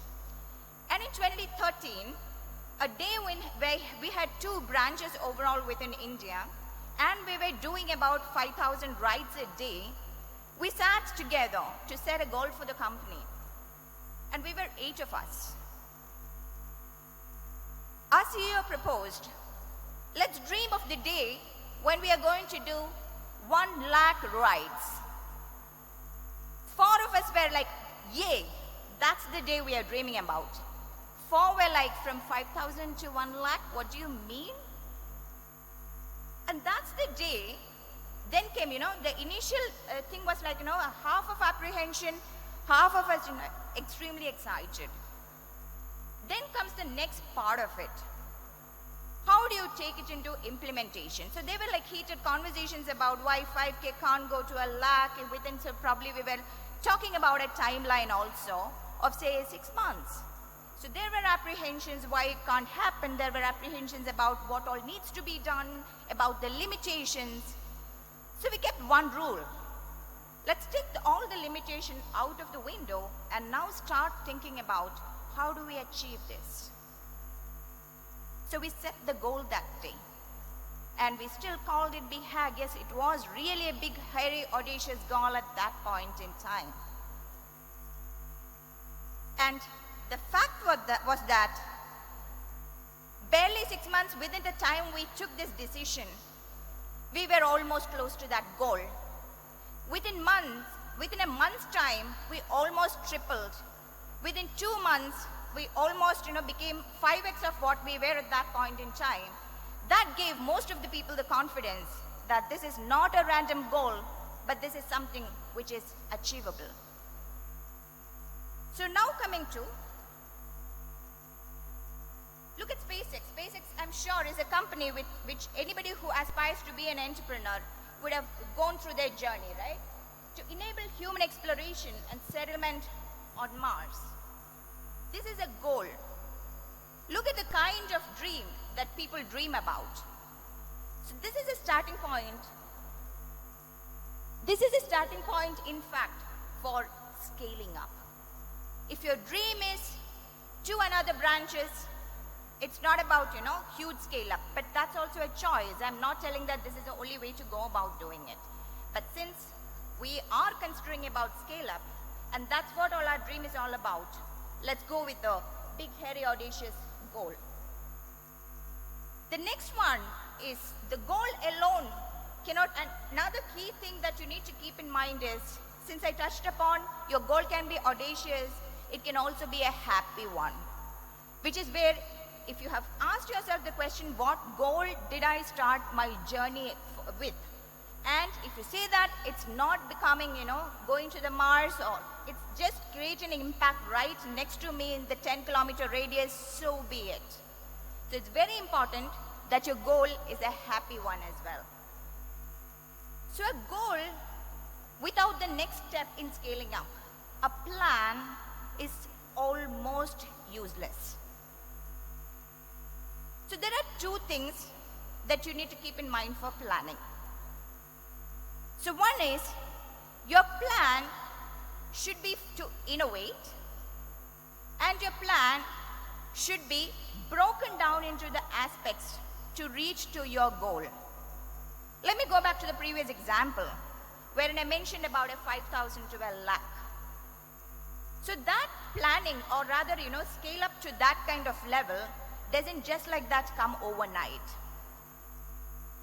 So let me tell you the inhibitions. When four of us told that this is just not a possible goal, the limitations we saw were, we don't have the capital to do that. We don't have the people to do that. We are talking about 2 cities within the country that we are present in. We at least need to be in 80 to 100 cities for this to happen. And how? How will this happen over the next 6 to 8 months? So now started the planning part of it, which is where we started breaking it down into goals. How did I get to, or rather, how did we get to this stage of, or rather, the thought of, I need 100 branches to get there. That is where you do your research. Morning we heard about that, right? Do your research so well for your industry, the sector that you are playing in, and figure out the goal that you want to go to. So that's where we figured out, for us to do this, and if we have picked this particular geography and the potential, these are the number of cities we need to present in. If that be the case, now when we look within and see, do we have the kind of organization structure, the people, all of that to do it, capital to do it? That's where, half of them were so apprehensive. So now we got down to the stage wherein we took all the department heads who were believers, non-believers, all of them, and said, if we agree to disagree, and then we are daring to dream to reach a 1 lakh per day, what is it that we are planning to do over the next 6 months? So that starts from day one. That's why for every day for a startup, it's day one for everyone who is running it. We went back to the drawing board, figured out if this has to be one single goal, what has to be the resources required by each department that should come up to touch this goal. So that brings me to, the next one, mobilize the resources. So when I talk about resources, traditionally, the key thing used to be, our thinking used to be, capital is the biggest resource you require to scale up or even build a business, right? Gone are those era, wherein capital was the capitalism was the word. Today, it's the era of multi-capitalism. When I talk about multi-capitalism, what do we mean by that? So, sorry. Yeah. Okay, let me stick to this then. Cool. That's fine. So the multi-capitalism, what I mean to say is that capital in terms of currency comes as the last resort for you guys. Anytime when you are thinking of starting up, think of currency not as a limiting factor but as a last resort. The first resource I would say is your brand. Focus on building the brand. So in fact, let me go back to the first part of when you should be deciding on scaling up. So that's the point where your idea, you have at least validated and seen that the product is working great. There is a need for it. And then you are ready to take the plunge to really take it and tell the masses that this is what I have done. Now come and experience what I have in store for you. So once we have gone beyond this stage, the key thing in terms of capital is to create a brand about what you have done and about you. That should become your biggest capital. So if you look at it, no other company and person in the recent era have created a beautiful brand like the way this man did, right? And he is an inspiration for most of us. Attention is the new currency in business. So that's where brand comes into picture. An Apple logo, I don't think anybody who even talks about business wouldn't recognize an Apple's logo. And majority of us would recognize this man as well. I need not even put his name around, right? So that's the power of the brand capital. Then comes the capital of your relationship. So the capital of relationship, when I talk about the capital of relationship, it's extremely important to think about whom do you sell to. People do not buy goods and services. They buy relations, stories, and magic. This is where money doesn't become your primary thing. It's about people who are going to consume your product, who are in the thick of the problem, and they are looking for, somebody who can solve it for them. You being the curious lot who figured out the problem and was creative enough to, or rather, dare to dream to see that you can solve for that, that's where relationships come into picture.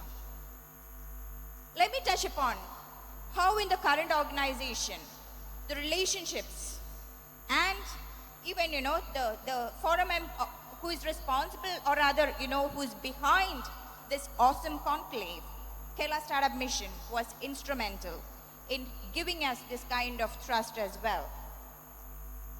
So in business, it's all about whom you know, what kind of network effect you have, and for you to figure out the opportunities. And this is precisely the point where I said, you guys have taken your first plunge into entrepreneurship. If after all the awesomeness of today's inspiration that you would be going through right from the morning that you're listening about entrepreneurship and about creating companies, if you don't get inspired, nothing else would, right?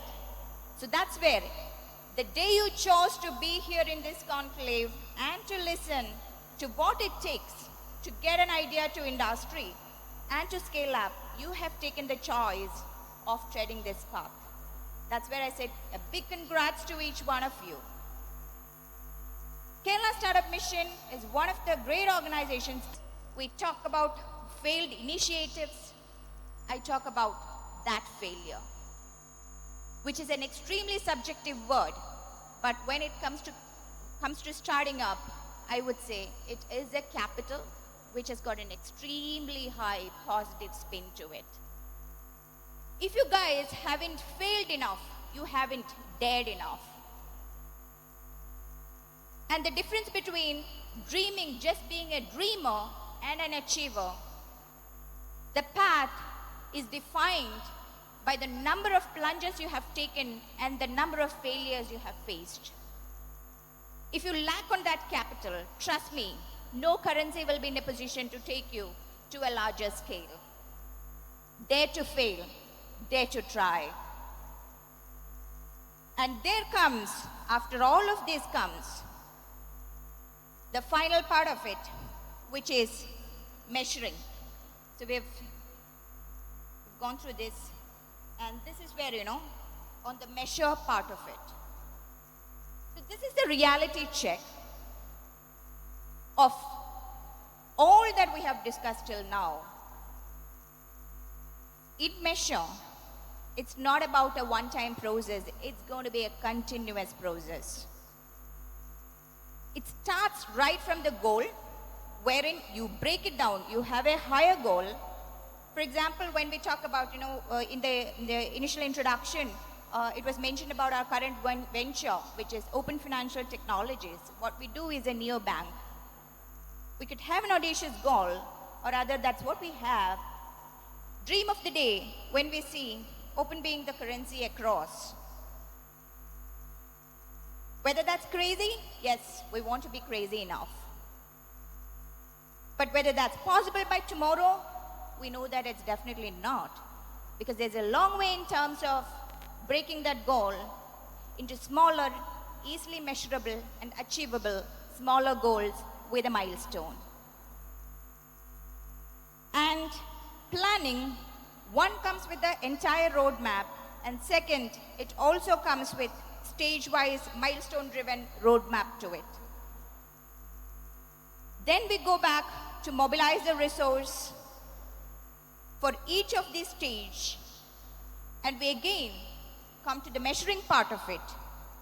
Let me draw your attention back to a stellar comment from Jerai. I'm sure most of you would relate to what this is.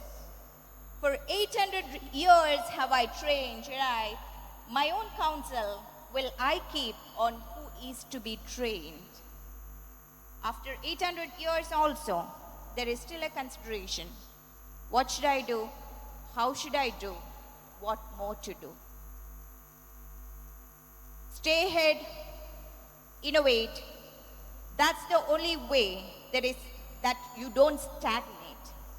We have seen ample businesses which go out of business because someone else disrupted, because the dreams were cut off halfway through, because you didn't do the reality check.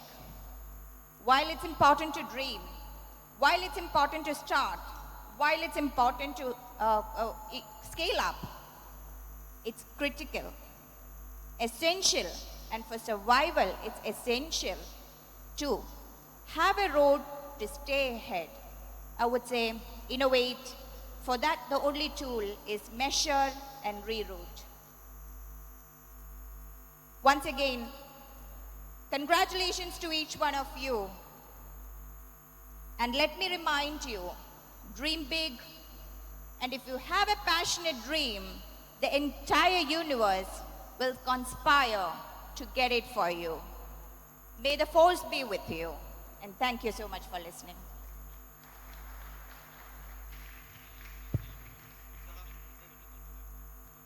Thank you, ma'am.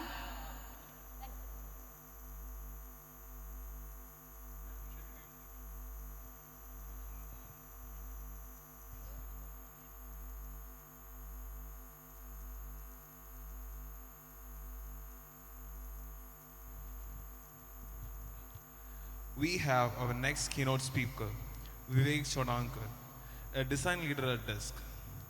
Digital Impact Square, a Tata Consultancy Service Foundation initiative, is an open social innovation center in Maharashtra. Desk encourages innovations using digital technologies to address social challenges prevalent in health, agriculture, energy, water and environment, citizen empowerment across India. He is an experienced lead designer with a demonstrative history of working in the research industry, skilled in human-centered design research, digital innovations, impact innovations, and product development. Strong design research professional with a focus on cognitive psychology and behavioral science, having a formal degree in engineering, industrial design, and psychology. We invite you, sir. Thank you very much. As he has given the introduction to our organization, we are Digital Impact Square. We are a CSR initiative of Tata Consultancy Services based out of Nashik. What we here do is we identify pressing social challenges in 7 different themes, including healthcare, education, transportation, housing, environment, energy, and so on. While we identify those challenges, we invite young individuals from different colleges to come and innovate and also take part in the research process and also give technological solution to these pressing social needs. Digital Impact Square's mission is to nurture innovation by inviting and by letting engineering students participate in a policy research as well as giving solution to the challenges that society is facing in today's world. We also focus on to creating change makers where people get a chance to interact and also work with end users who are on field facing different issues. We also are focusing on to cultural of innovation in Maharashtra as of now, and also inviting applications from all over India. I'll just play a video which will give you a brief introduction about how we do it and what we do at Digital Impact Square.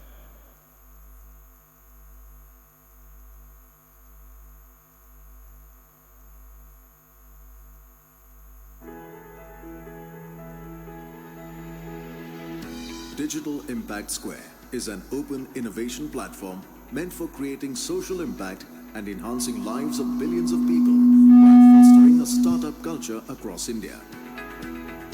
It is a place for solving real-life challenges in social themes.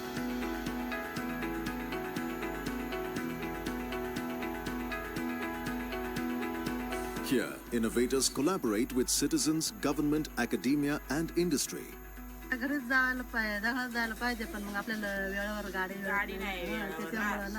Regular user आहे त्यांना आता सगळं timing वगैरे त्यांना माहिती असतात, पण आपली बस काय लेट झाली का नाही हे पण त्यांना कळू शकतं.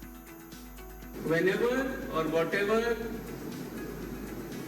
is a problem, you can approach the highest authority in the corporation, that is me, at any point of time. I look at innovation in 3 buckets, if you would. You have to create with freedom, you have to nurture with passion, and you have to change with detachment. We are delighted to work with TCS to think about how can we create a next generation of innovators. Using computation as the core, how can we solve problems that seem very difficult for large companies, for governments, or startups, or for academic institutes to work on individually, but together we can solve them.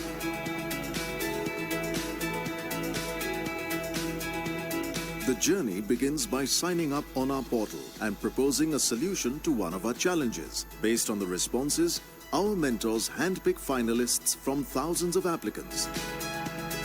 The selected finalists compete for a few days by showcasing their knowledge in design thinking, user experience mapping, and rapid prototyping. Winners from this rigorous competition are finally invited to join Digital Impact Square as innovators. Once at Digital Impact Square, innovators with diverse skills come together to solve one challenge which is very dear to the government and the citizens. Here they spend up to 2 months with stakeholders using design thinking methods to refine the challenge statement. Up to 4 months are further spent in creating and testing digital technologies through rapid prototyping, user testing, and running controlled pilots. Using agile methodologies, innovators ensure they can quickly adapt their products based on feedback they receive. At the end of the probe phase, the teams present their findings to the key stakeholders, who give them the green light to move on to the grow and scale phase of their innovation, where they may spend another 6 months making their product market ready and scaling it to multiple geographies. Finally, helping them turn from an ideator to an entrepreneur.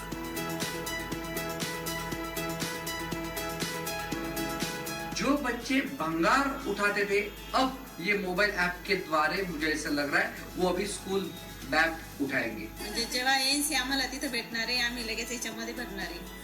त्याच्यामुळे रिक्स मात्र लवकर आम्हाला सोडता येईल आणि आम्ही लगेच गायना The culture. Working environment over here. It's really awesome. Pretty amazing. Really helpful. Great experience. It was really fun. Inspiration ke supermarket. Very good experience. It's very pleasant. So I think for all of you who are innovators, eager to start doing something new, this is a perfect starting point. It helps you launch yourself from being an ideator to eventually potentially becoming an entrepreneur.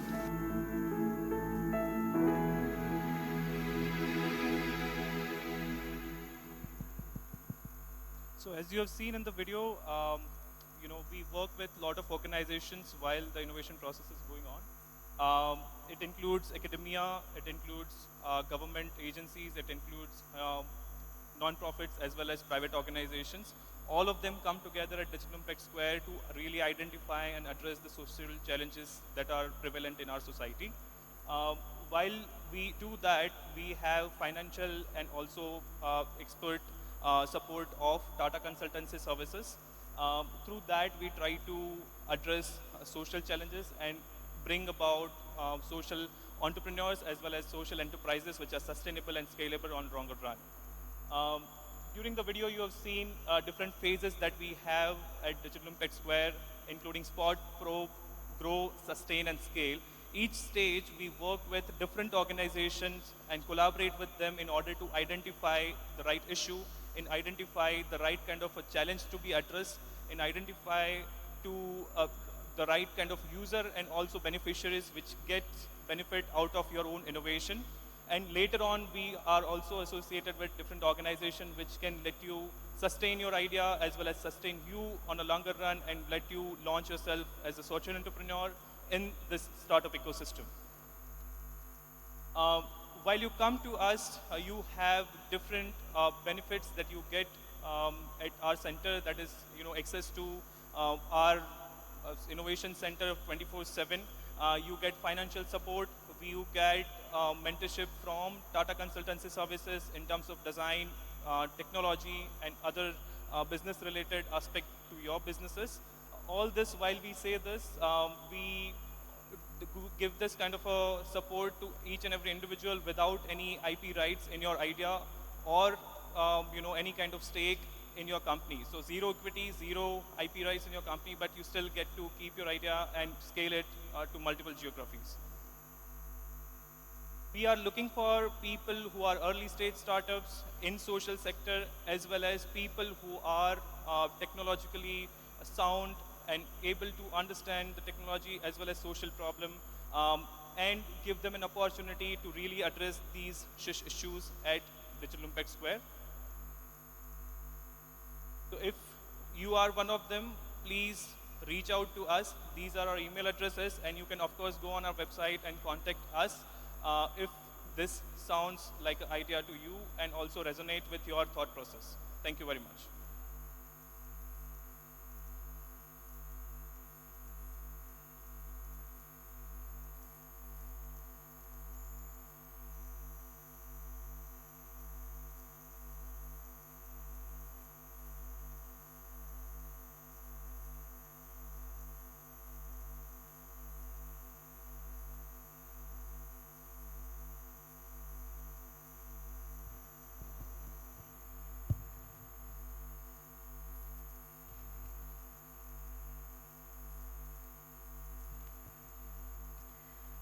The next keynote speaker is Mr. Nikhil NP, Chief Technical Officer of Gen Robotics.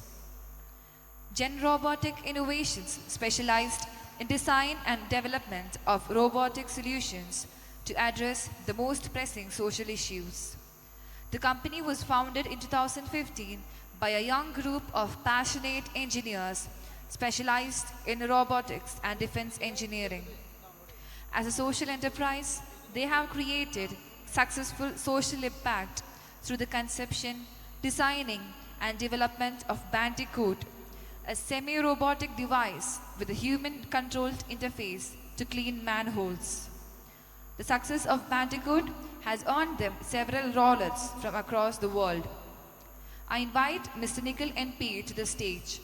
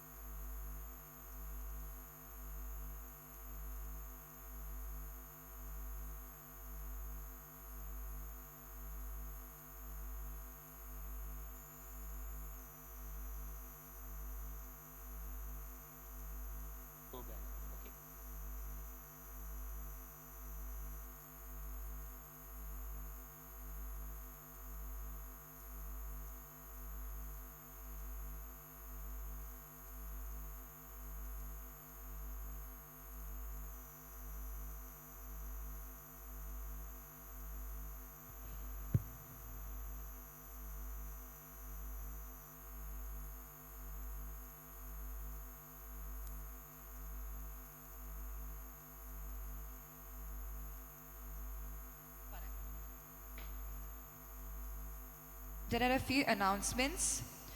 The following events are taking place in the Sahardaya Institute of Management Auditorium. At 12:15 p.m., a fireside chat, Women in Tech.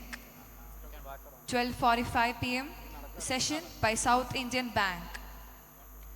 2:20 p.m., location intelligence, from digital maps to a highly connected autonomous world. At 3:15 p.m., a panel discussion. And 4:30 p.m., a power talk.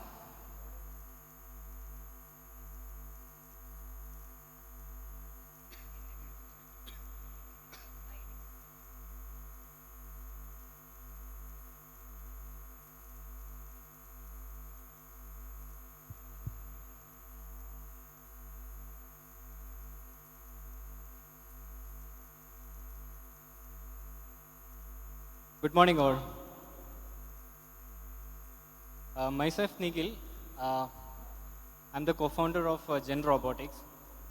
Gen Robotics is a company started in 2015 as a student startup. Now we are working in a robotic field. Actually, I'm handling this technological side and the production of our company. So basically, Gen Robotics is a company started 3 years before, but we became a private limited company after 2017 only. So that time we are a group of engineers. After college we started this company, and basically we are working in a automation and robotic field to find major solutions for the socially challenging issues. So you may have heard about us, I think so. We are working in eliminating manual scavenging. This is our key area right now. So we can come to the point.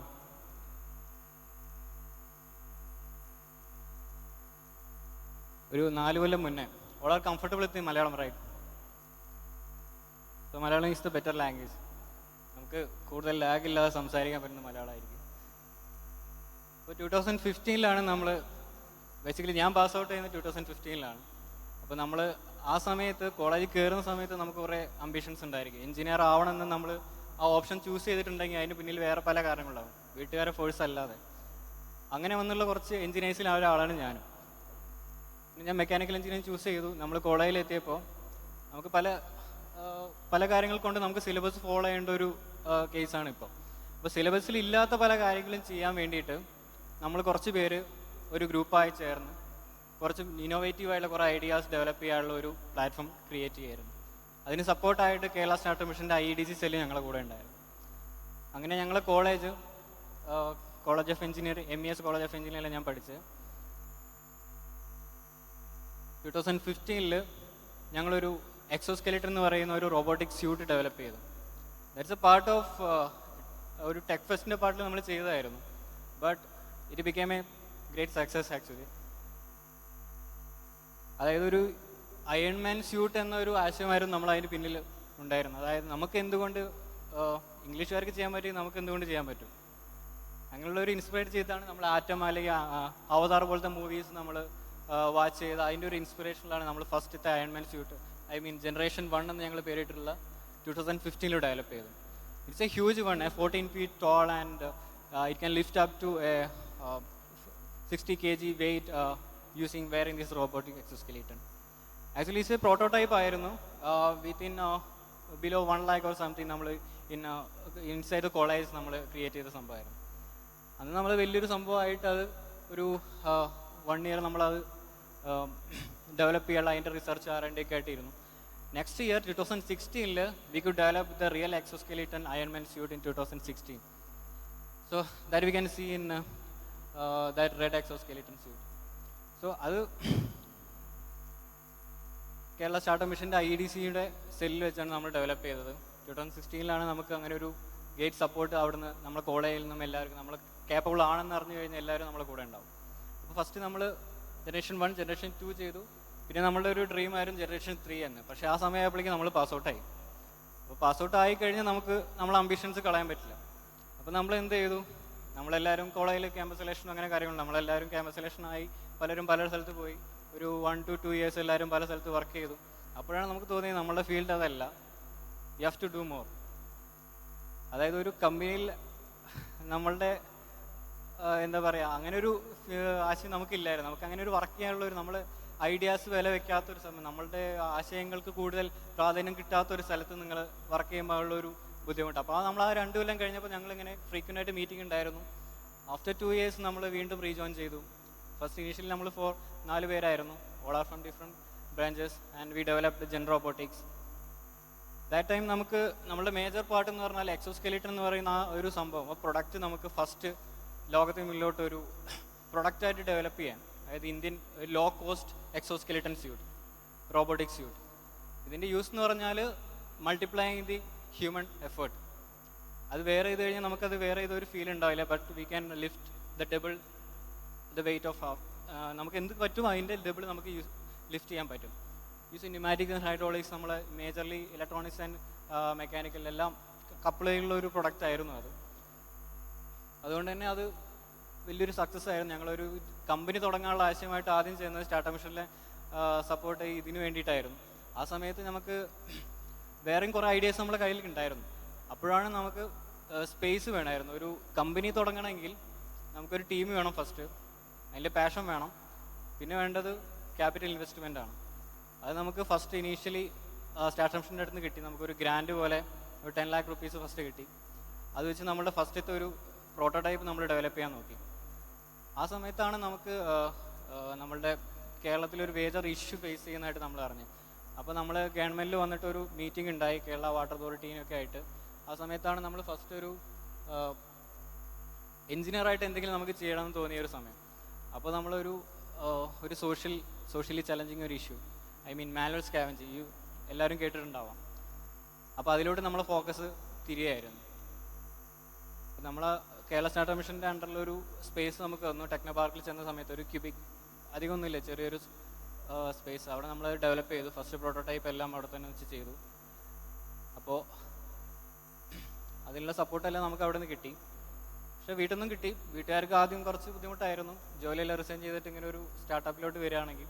അന്ന് startup തുടങ്ങി വരുന്നുള്ളൂ. നമുക്ക് startup mission startup എന്ന് പറയുന്ന ഒരു concept ആർക്കും അധികം ഉൾക്കൊള്ളാൻ പറ്റാത്തൊരു സംഭവമായിരുന്നു. ഒരു മൾട്ടിനാഷണൽ കമ്പനിയിൽ നിന്ന് ഒരിക്കലും ഒരു സ്റ്റാർട്ടപ്പ് ലെവലിലോട്ട് താഴെ അല്ലെങ്കിൽ സ്റ്റാർട്ടപ്പ് ലെവലിലോട്ട് പോകുക എന്നുള്ള ഒരു കൺസെപ്റ്റ് ആയിരുന്നു അവർക്ക്. പക്ഷേ സ്റ്റാർട്ടപ്പ് ചെയ്തിട്ട് സ്റ്റാർട്ടപ്പിൽ നിന്ന് മൾട്ടിനാഷണൽ കമ്പനിയിലോട്ട് വരിക എന്നുള്ള കൺസെപ്റ്റ് ആരും ചിന്തിച്ചിട്ടില്ല. ഞങ്ങൾ ആ രീതിയിലോട്ടാണ് പോയത്. അതായത് നമ്മളുടെ വാല്യൂസിന് നമുക്ക് ചെയ്യാൻ പറ്റുന്ന എന്ത് സമൂഹത്തിന് ചെയ്യാൻ പറ്റും, നമ്മളെ കൊണ്ട് പറ്റുന്ന as an engineer, that we could do. അങ്ങനെ നമ്മൾ ഇനീഷ്യലി ടെക്നോ പാർക്കിൽ ചെറിയൊരു ക്യൂബിക്കിൽ നമ്മൾ പ്രോട്ടോടൈപ്പ് ഡെവലപ്പ് ചെയ്തു. ആ സമയത്ത് നമുക്ക് തായ്വാനിലൊരു വിസിറ്റിന് വേണ്ടിയുള്ള അവസരം ടാറ്റ മിഷന് കിട്ടി, IEDC. പിന്നെ അവിടെ പോയിട്ട് എക്സ്പെരിമെന്റ് ഡെവലപ്പ് ചെയ്യാനുള്ള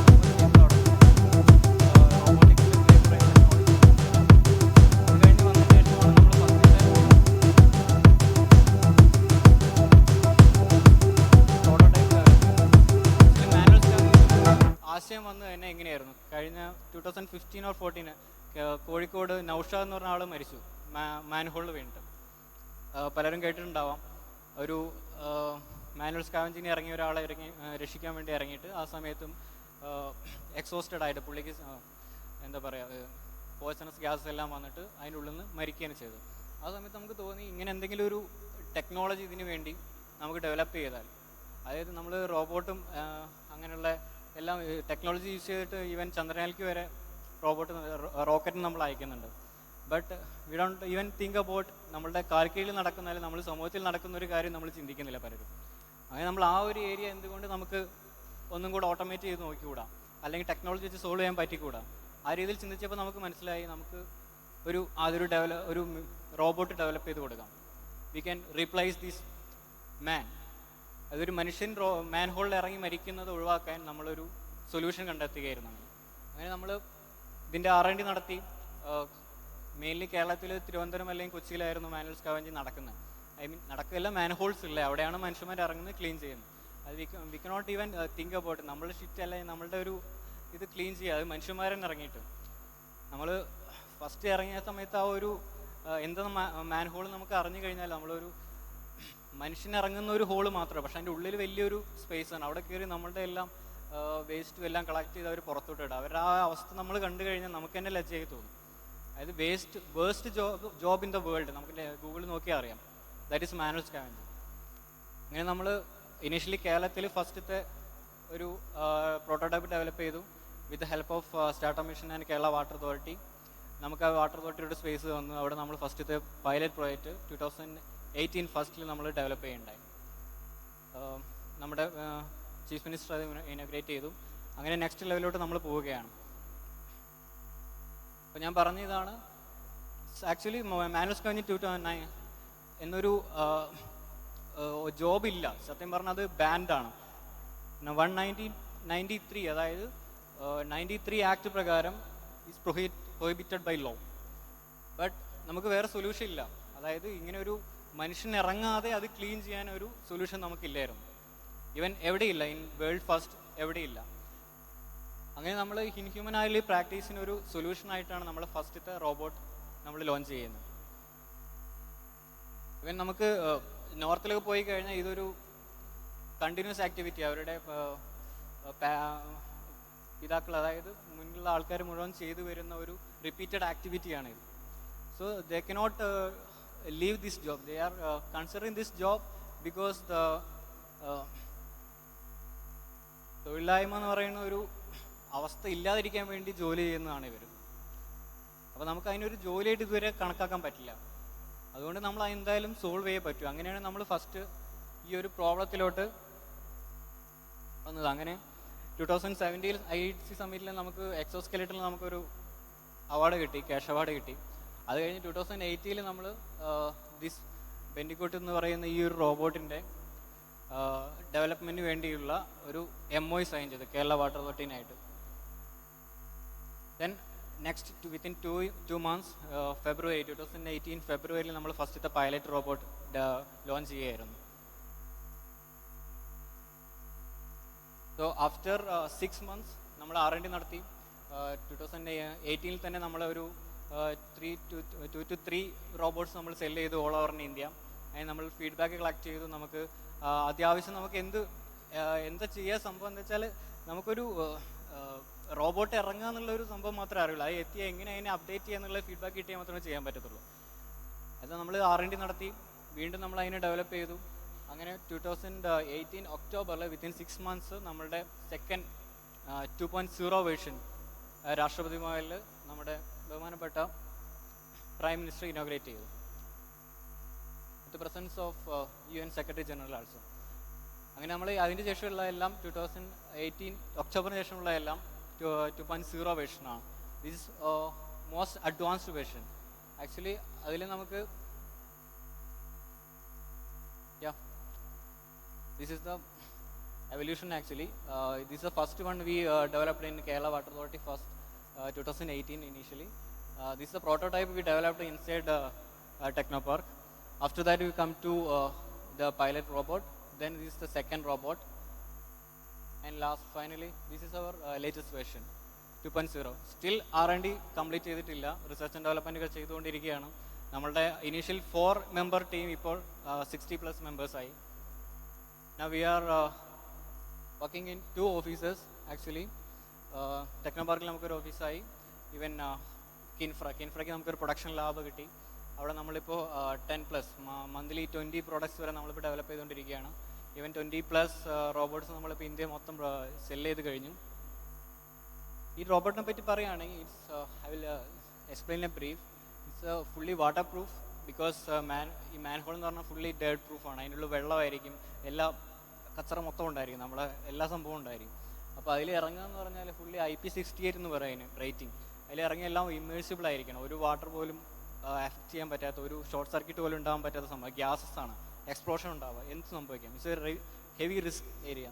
സോ നമ്മൾ അതിനെല്ലാം IP68 റേറ്റിംഗ് കൊടുത്തിട്ട് കൊറോഷൻ റെസിസ്റ്റൻ്റ് ആയുള്ള എക്യുപ്മെൻറ്റ്സ് അല്ലെങ്കിൽ കാർബൺ ഫൈബർ പോലത്തെ റിയാക്ഷൻ ഇല്ലാത്ത മെറ്റീരിയൽസ് വെച്ച് നമ്മൾ അതിനെ ഡെവലപ്പ് ചെയ്യേണ്ടായി. പിന്നെ യൂസർ ഇൻ്റർഫേസ് എന്ന് പറഞ്ഞാൽ നമ്മൾ ഈ ഒരു റോബോട്ട് ഇറക്കുക എന്ന് വെച്ചാൽ മനുഷ്യൻ്റെ ജോലി കളയുക എന്നുള്ളൊരു ആശയം ഇല്ല. അതായത് തൊഴിലില്ലായ്മ ഒഴിവാക്കിയിട്ട് നമുക്ക് അവരെ കൊണ്ട് തന്നെ ഓപ്പറേറ്റ് ചെയ്യുന്ന ഒരു സംഭവം, അവരുടെ ജോലി നമ്മൾ കീപ്പപ്പ് ചെയ്തിട്ടാണ് ഈ റോബോട്ട് നമ്മൾ ചെയ്യുന്നത്. അതായത് ഈ ഒരു ഇതിനെ ഓപ്പറേറ്റ് ചെയ്യാൻ we don't need any expertise. ഇവൻ ഒരു സ്മോൾ കിഡിന് പോലും ഇത് ഓപ്പറേറ്റ് ചെയ്യാൻ പറ്റും. നമുക്കൊരു സ്മാർട്ട് ഫോൺ യൂസ് ചെയ്യാൻ പറ്റും. ആ രീതിയിൽ അത്രയും സിമ്പിളാണ് നമ്മൾ യൂസർ ഇൻ്റർഫേസ് ഡെവലപ്പ് ചെയ്തത്. അതിന് നമ്മൾ ഗൂഗിൾ ആക്സിലേറ്ററിൻ്റെ ഒരു ഹെൽപ്പ് പോലെ നമുക്ക് കിട്ടി. അത് വെച്ച് നമ്മൾ ഫസ്റ്റത്തെ 2.0 വേർഷനിലാണ് നമ്മൾ ആദ്യത്തെ സ്മാർട്ട് യൂസർ ഇൻ്റർഫേസ് ഇൻട്രൊഡ്യൂസ് ചെയ്തത്. അതിൽ നമുക്ക് ട്യൂട്ടോറിയൽസ് ഉണ്ട്. അവർക്കിപ്പോൾ യൂസ് ചെയ്യാൻ പറ്റുന്നില്ലെങ്കിൽ നമുക്ക് അത് വെച്ചിട്ട് അതിലൊരു ഓരോ സ്വിച്ച് ബട്ടൺ പ്രസ് ചെയ്യുമ്പോൾ എന്ത് വരും എന്നുള്ള ആനിമേഷൻ വരെ നമ്മൾ അതിൽ ക്രിയേറ്റ് ചെയ്ത് കൊടുത്തു. അപ്പോൾ അവർക്ക് മനസ്സിലാവും ഇവൻ ഇത് വെച്ച് ഇത് ചെയ്യാൻ പറ്റും, ഇത് വെച്ച് ചെയ്യാൻ പറ്റും. ഇവൻ അതിൽ IP68 ആയിട്ടുള്ള IR ക്യാമറാസ് ഉണ്ട്. അതിൻ്റെ ഉള്ളിൽ പോയാൽ എന്താ നടക്കുന്നത് പോലും നമുക്കറിയില്ല. അപ്പോൾ ഒരു വെർച്വൽ റിയാലിറ്റി നമ്മൾ അതിൻ്റെ ഉള്ളിൽ ക്രിയേറ്റ് ചെയ്യണം. താഴെ പോയിട്ട് ഒരു മനുഷ്യൻ്റെ ഉള്ളിൽ പുറത്ത് നിന്ന് ചെയ്യുക, ഉള്ളിലുള്ള അതിൻ്റെ ഒരു സംഭവം ലൈക്ക് ഒരു ഡോക്ടർ ഒരു കീഹോൾ സർജറി ചെയ്യുന്ന പോലെ we can simulate with that.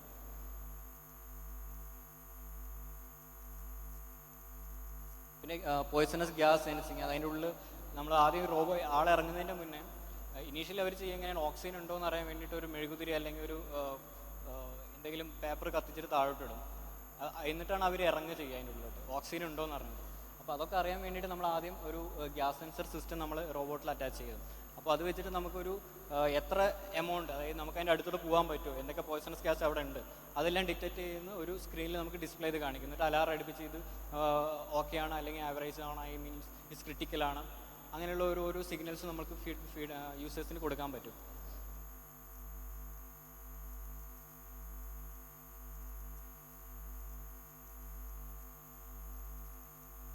Okay, so നമ്മളുടെ ജേണി വെച്ചിട്ട് ജെൻ റോബോട്ടിക്സിൻ്റെ ജേണി വെച്ച് നമ്മുടെ achievements and journey, how we developed and how where we are, ഒരു വീഡിയോ ചെയ്തിട്ടുണ്ട്. Will just play that video.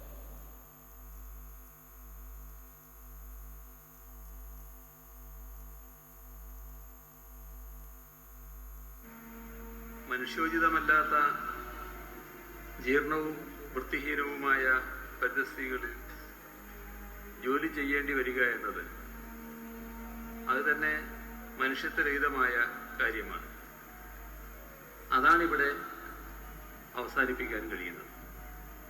അപ്പോൾ അത് അങ്ങേയറ്റം സന്തോഷകരമായ ഒരു ഏറ്റവും പ്രധാനം ഇതാണ് നമ്മുടെ പ്രൊഡക്ഷൻ ലാബ്. തിരുവനന്തപുരം കിൻഫ്രയ്ക്കകത്താണ് നമ്മുടെ പ്രൊഡക്ഷൻ. 20 റോബോട്ട്സ് പെർ മന്ത് നമുക്ക് ഇതിൽ ക്രിയേറ്റ് ചെയ്യാൻ പറ്റുന്നുണ്ട്. ഇവിടുത്തെ എംപ്ലോയി സ്ട്രെങ്ത് ഒരു 30+ നമുക്കിപ്പോൾ ഉണ്ട്. നമ്മുടെ സമൂഹത്തോടുള്ള പ്രതിബദ്ധതയാണ്. അതിൻ്റെ ഭാഗമായിട്ട് കൂടിയാണ് ഇത്തരമൊരു പ്രവൃത്തിയിലേക്ക് ഈ യുവ ശാസ്ത്രജ്ഞർ ഇറങ്ങിയത് എന്ന് വേണം കണക്കാക്കാൻ. ഇത് രാജ്യത്തിന് മാതൃകയാണ്. ലോകത്തിനു മുന്നിൽ തന്നെ ശ്രദ്ധേയമായ സംഭവമാണ്.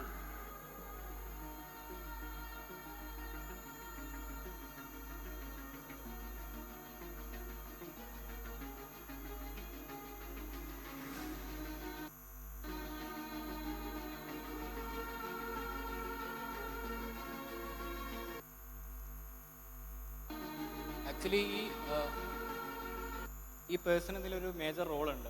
അതായത് നമ്മുടെ അടുത്തേക്ക് ഇങ്ങനെ ഒരു ഐഡിയ വരാൻ, അതായത് കേരള ഗവൺമെൻറ് ഇങ്ങനെ ഒരു ആശയം, അതായത് ഇതൊരു പ്രോബ്ലമായിട്ട് നമുക്ക് വന്നത് ഈ പുള്ളിയുടെ ഒരു ഫോട്ടോ പേപ്പറിൽ വന്നതാണ്. അത് ചുണ്ടറ്റം വെള്ളത്തിൽ, അതായത് മാൻഹോളിൽ മുങ്ങി നിൽക്കുന്നൊരു ഫോട്ടോ ഒരു പ്രമുഖ ഒരു ന്യൂസ് പേപ്പറിൻ്റെ ഫ്രണ്ട് പേജിൽ വന്നു. അത് കണ്ടിട്ടാണ് നമ്മൾ മുഖ്യമന്ത്രി കേരള വാട്ടർ അതോറിറ്റിക്ക് ഒരു റിക്വസ്റ്റ് കൊടുത്ത് ഇങ്ങനെ ഒരു പ്രോബ്ലം ഉണ്ട്, സോൾവ് ചെയ്യണം, അതിന് എന്തെങ്കിലും ടെക്നോളജി വെച്ച് സൊല്യൂഷൻ കാണണം. അങ്ങനെയാണ് നമ്മൾ ഈ ഏരിയയിലോട്ട് സത്യം പറഞ്ഞാൽ നമുക്കൊരു ഓപ്പർച്യൂണിറ്റി കിട്ടുന്നത്. പുള്ളിയുടെ കൺവേർഷൻ സ്റ്റേജ് നിങ്ങൾക്ക് തന്നെ കാണാം. പുള്ളി ഒരു മാനുവൽ സ്കാവഞ്ചിൽ നിന്നൊരു റോബോട്ടിക് ഓപ്പറേറ്ററിലേക്ക് നമുക്ക് ചേഞ്ച് ചെയ്യാൻ പറ്റി.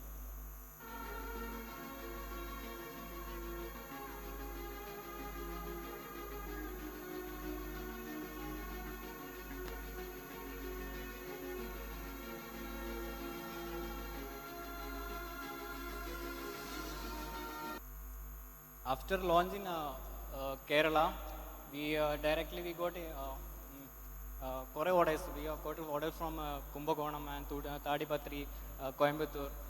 Nearby, നമ്മുടെ നിയർബൈ സ്റ്റേറ്റിലുള്ള തമിഴ്നാട്ടിൽ നിന്ന് കുറേ ഓർഡേഴ്സ് വന്നു. അങ്ങനെ ഫസ്റ്റ് നമ്മൾ കുംഭകോണത്ത് നമ്മുടെ സെക്കൻഡ് റോബോട്ട് ലോഞ്ച് ചെയ്യായിരുന്നു. പക്ഷേ വിത്തിൻ 2 months നമുക്ക് ലോഞ്ച് ചെയ്യേണ്ടി വന്നു. പക്ഷേ നമ്മൾ കൂടുതൽ R&D നടത്തേണ്ടി വന്നു. അത് ഇപ്പോൾ ഫസ്റ്റ് റോബോട്ടിൽ ഉണ്ടായിരുന്ന കുറേ പോരായ്മ നമ്മൾ സോൾവ് ചെയ്തിട്ട്, അതായത് കൂടുതൽ ഇമ്പ്രൂവ് ആയിട്ടുള്ള ഒരു വെർഷൻ നമ്മൾ അവിടെ ലോഞ്ച് ചെയ്തു.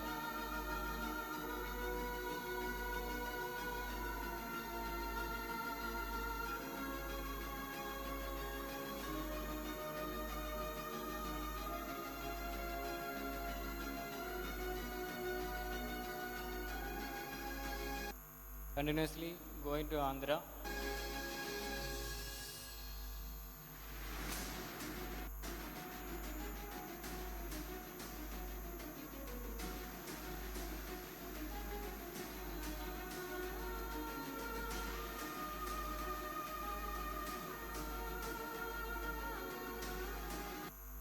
ആഫ്റ്റർ ആന്ധ്രാപ്രദേശ് നമ്മൾ ഒരു വലിയൊരു ഗ്യാപ്പ് എടുക്കുകയായിരുന്നു. കാരണം നമുക്ക് കുറേ അപ്ഡേഷൻസ് ഉണ്ടായിരുന്നു, കുറേ ഫീഡ്ബാക്ക് കിട്ടി ബൈ ദീസ് 3 റോബോട്ട്സ്. സോ അത് വെച്ച് നമ്മൾ കൂടുതൽ ലുക്കിലോട്ട്, ആസ്തെറ്റിക് വ്യൂയിലോട്ട് ഒരു പ്രൊഡക്റ്റ് സെല്ല് ചെയ്യണമെങ്കിൽ, മാർക്കറ്റ് സെല്ല് ചെയ്യണമെങ്കിൽ അതിൻ്റെ ലുക്ക് ഒരു മേജർ ഫാക്റ്റാണ്. അപ്പോൾ അത് വെച്ച് നമ്മൾ റോബോട്ടിക് ലുക്ക് ഉണ്ടാക്കിയെടുത്തു. അതിന് കുറേ കണ്ണും മൂക്കും വായൊക്കെ കൊടുത്തു. റോബോട്ട് എന്ന് പറഞ്ഞാൽ നമ്മുടെ മനസ്സിൽ വരുന്നത് ഒരു ഇന്ദ്രനാണ്. പക്ഷേ നമ്മളുടെ ഒരു റോബോട്ട് എന്ന് പറഞ്ഞാൽ is A solving A problem, അത്രയും ഉണ്ടായിരുന്നത്. അപ്പോൾ ഇനീഷ്യലി നമ്മൾ majorly focus on how we can solve that problem. Then we come to this aesthetic views. Then നമ്മൾ after this launch in Delhi രാഷ്ട്രപതിഭവനിൽ നമ്മളുടെ PM ലോഞ്ച് ചെയ്തതിന് ശേഷമാണ് നമ്മൾ നെക്സ്റ്റ് റോബോട്ട് സെല് ചെയ്യാൻ തുടങ്ങി.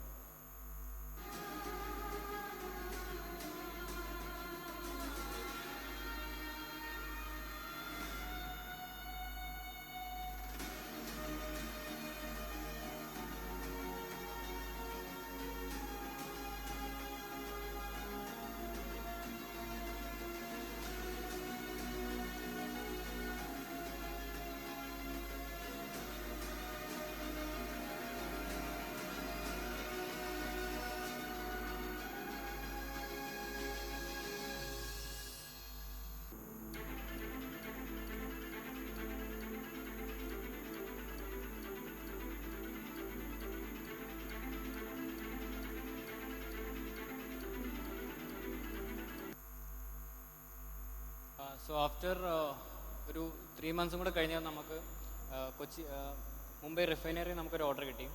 അതായത് BPCL, ഭാരത് പെട്രോളിയം റിഫൈനറിയുടെ ഉള്ളിൽ അവിടെയുണ്ട് മാൻഹോൾസ് എല്ലാം. അപ്പോൾ അവിടെ ക്ലീൻ ചെയ്യണമെങ്കിൽ അവിടെ കുറേ സർട്ടിഫിക്കേഷൻസ് വേണം. ഇൻ്റർനാഷണൽ സർട്ടിഫിക്കേഷൻ, എക്സ്പ്ലോഷൻ പ്രൂഫ്, അറ്റെക്സ് എന്നൊക്കെ പറയും, അറ്റെക്സ് ഫ്ലെയിം പ്രൂഫ്. അതായത് അവിടെ പൊട്ടിത്തെറിയുന്നുണ്ടാകാൻ പറ്റില്ല, ഈവൻ ചെറിയൊരു സ്പാർക്ക് പോലും ഉണ്ടാകാൻ പാടില്ല. അപ്പോൾ അവിടെ എന്ന് പറഞ്ഞാൽ ഡീസലായിട്ടുള്ള എക്യുപ്മെൻറ്റ്സ് മാത്രമേ അലൗഡ് ഉള്ളൂ. നമ്മളുടെ എന്ന് പറഞ്ഞാൽ നമ്മൾ ചെയ്യുന്ന ഒരു പെട്രോൾ എഞ്ചിനാണ്, പെട്രോൾ വെച്ചാണ് നമ്മൾ ഇതിനെ റൺ ചെയ്യുന്നത്, അതിൻ്റെ ഇൻപുട്ട് കൊടുക്കുന്നത്. അപ്പോൾ അതിനുവേണ്ടി നമ്മൾ വേറൊരു ഡീസൽ ജനറേറ്റർ ഒരു വാങ്ങിയിട്ടാണ് അതിനോട് പോയത്.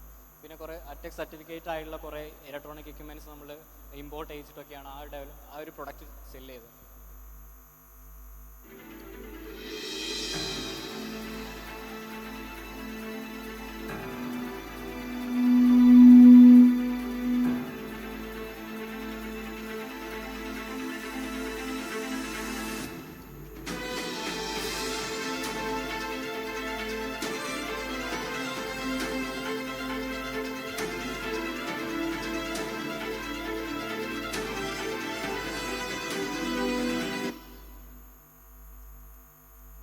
We entered into UAE market. ഷാർജയിൽ നമുക്കൊരു ഓർഡർ കിട്ടി. ദുബായ് മുനിസിപ്പാലിറ്റിയുടെ നമ്മളൊരു MOU സൈൻ ചെയ്തു for developing Bandicoot and related automated products for UAE.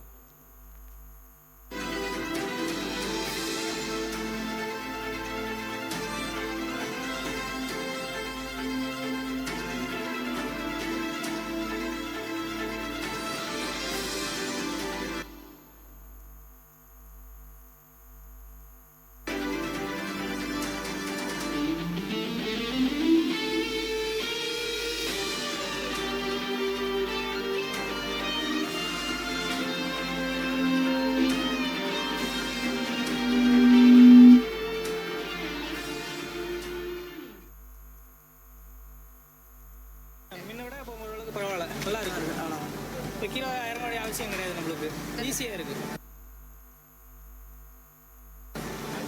Machine ஆள் இறங்குறது மிஷின் வந்து நல்லா இருக்குது. நம்ம ஆள் இறங்க விட இப்போ கொஞ்சம் இறங்குறது கொஞ்சம் ஈஸியாக இருக்கும். மிஷின் இறங்கினா நமக்கு வேலை கொஞ்சம் மிச்சம். நல்லபடியாக ஆப்ரேட் பண்ண நல்லா இருக்குது. இது எப்படி இருக்குங்கிறது அந்த வேலை பார்க்குறது கொஞ்சம் கொஞ்சம் ஈஸியாக இருக்குது. ரோபோ மிஷின் நல்லா வந்து ஆள் இறங்காமல் பார்க்குறது நல்லா இருக்குது. ஃபண்டாஸ்டிக் மிஷின் அருமையாக கண்டுபிடிச்சிருக்கீங்க. மாணவர்களாக இருந்து இவ்வளோ தூரம் யோசிச்சு செஞ்சுருக்கிறது பெரிய விஷயம். ரொம்ப சந்தோஷப்பட வைக்கிது. வேலையை ரொம்ப எளிமையாக்குகிறது. கண்டிப்பாக யூஸ்ஃபுல்லாக இருக்குது, அதில் டவுட்டே இல்லை. ஒரு மனுஷன் இறங்கி செய்கிறத விட 2 மடங்கு இந்த மிஷின் செய்யுது. ரியலாக பார்த்துட்டேன். ரொம்ப சந்தோஷமாக இருக்கும். வழி பண்ணல.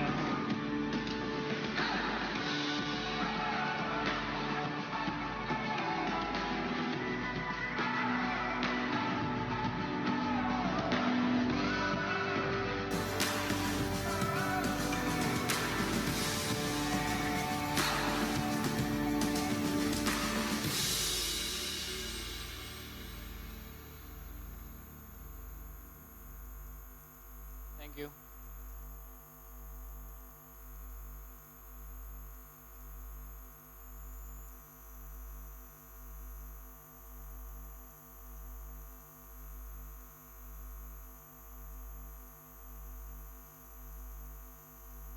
So, actually this is our simple story.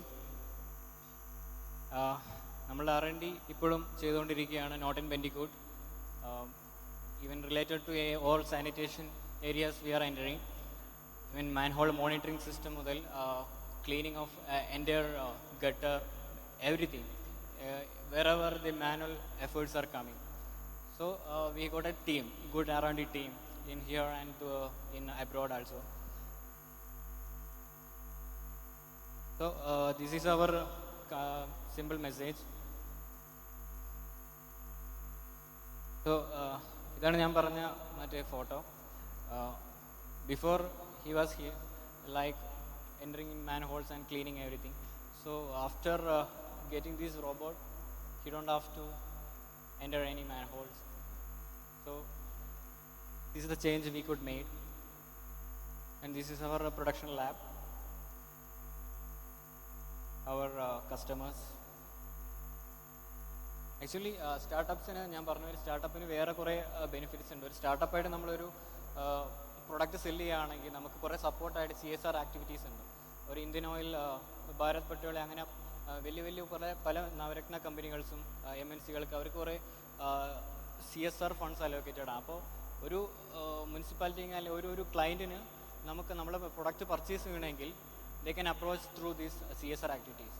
So നമുക്ക് പ്രൊഡക്റ്റ് സെല്ലാവുകയും ചെയ്യും. They are supporting us too. So we got many awards related to this. Best fastest growing Indian company, International Youth Committee Aspiration Award.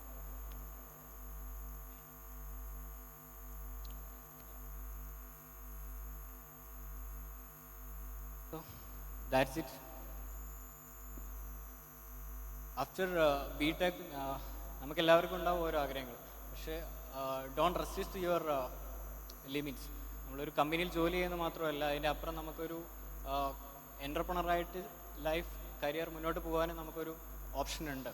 So we have opportunities and we have supporters. Kerala startup mission പോലത്തെ IEDC പോലത്തെ സെല്ലിൽ നമുക്ക് അതിനുള്ള great supports are there. പഴയ പോലെയല്ല, പണ്ട് startup തുടങ്ങാൻ വലിയൊരു റിസ്ക് ആയിരുന്നു. ഇപ്പോൾ അതുപോലെയല്ല, ഇപ്പോൾ കുറേ ഇൻവെസ്റ്റേഴ്സ് ആർ ദർ, അതേപോലത്തെ CSR activities are there. So it's very simple I think. So നമ്മളുടെ ഒരു ഗ്രോത്തിന് ആസ് എൻ എഞ്ചിനീയർ നമുക്ക് എന്ത് വേണമെങ്കിലും ചെയ്യാം. ഐ മീൻ ഇൻ ടെക്നിക്കൽസ്, അതായത് ടെക്നോളജി വെച്ച് സോൾവ് ചെയ്യാൻ പറ്റുന്ന എന്ത് വേണമെങ്കിലും നമുക്ക് നമ്മുടെ കൈക്കുള്ളിലാണ് ഇപ്പോൾ. We can do. So that's my message, my advice to all of you, my brothers and sisters. Bye. Thank you.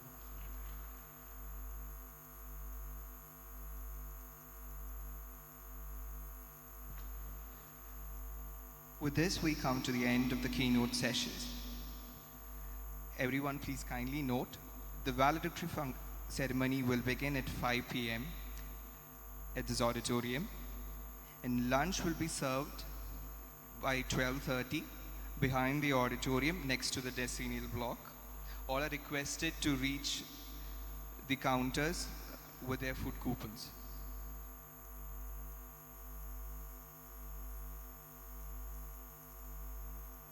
I wish to update the timings and the venues of the upcoming workshops. Now it's happening there. Fireside Chat, Women in Technology by Rekha Menon and Nisha Krishnan. It's happening at Sims.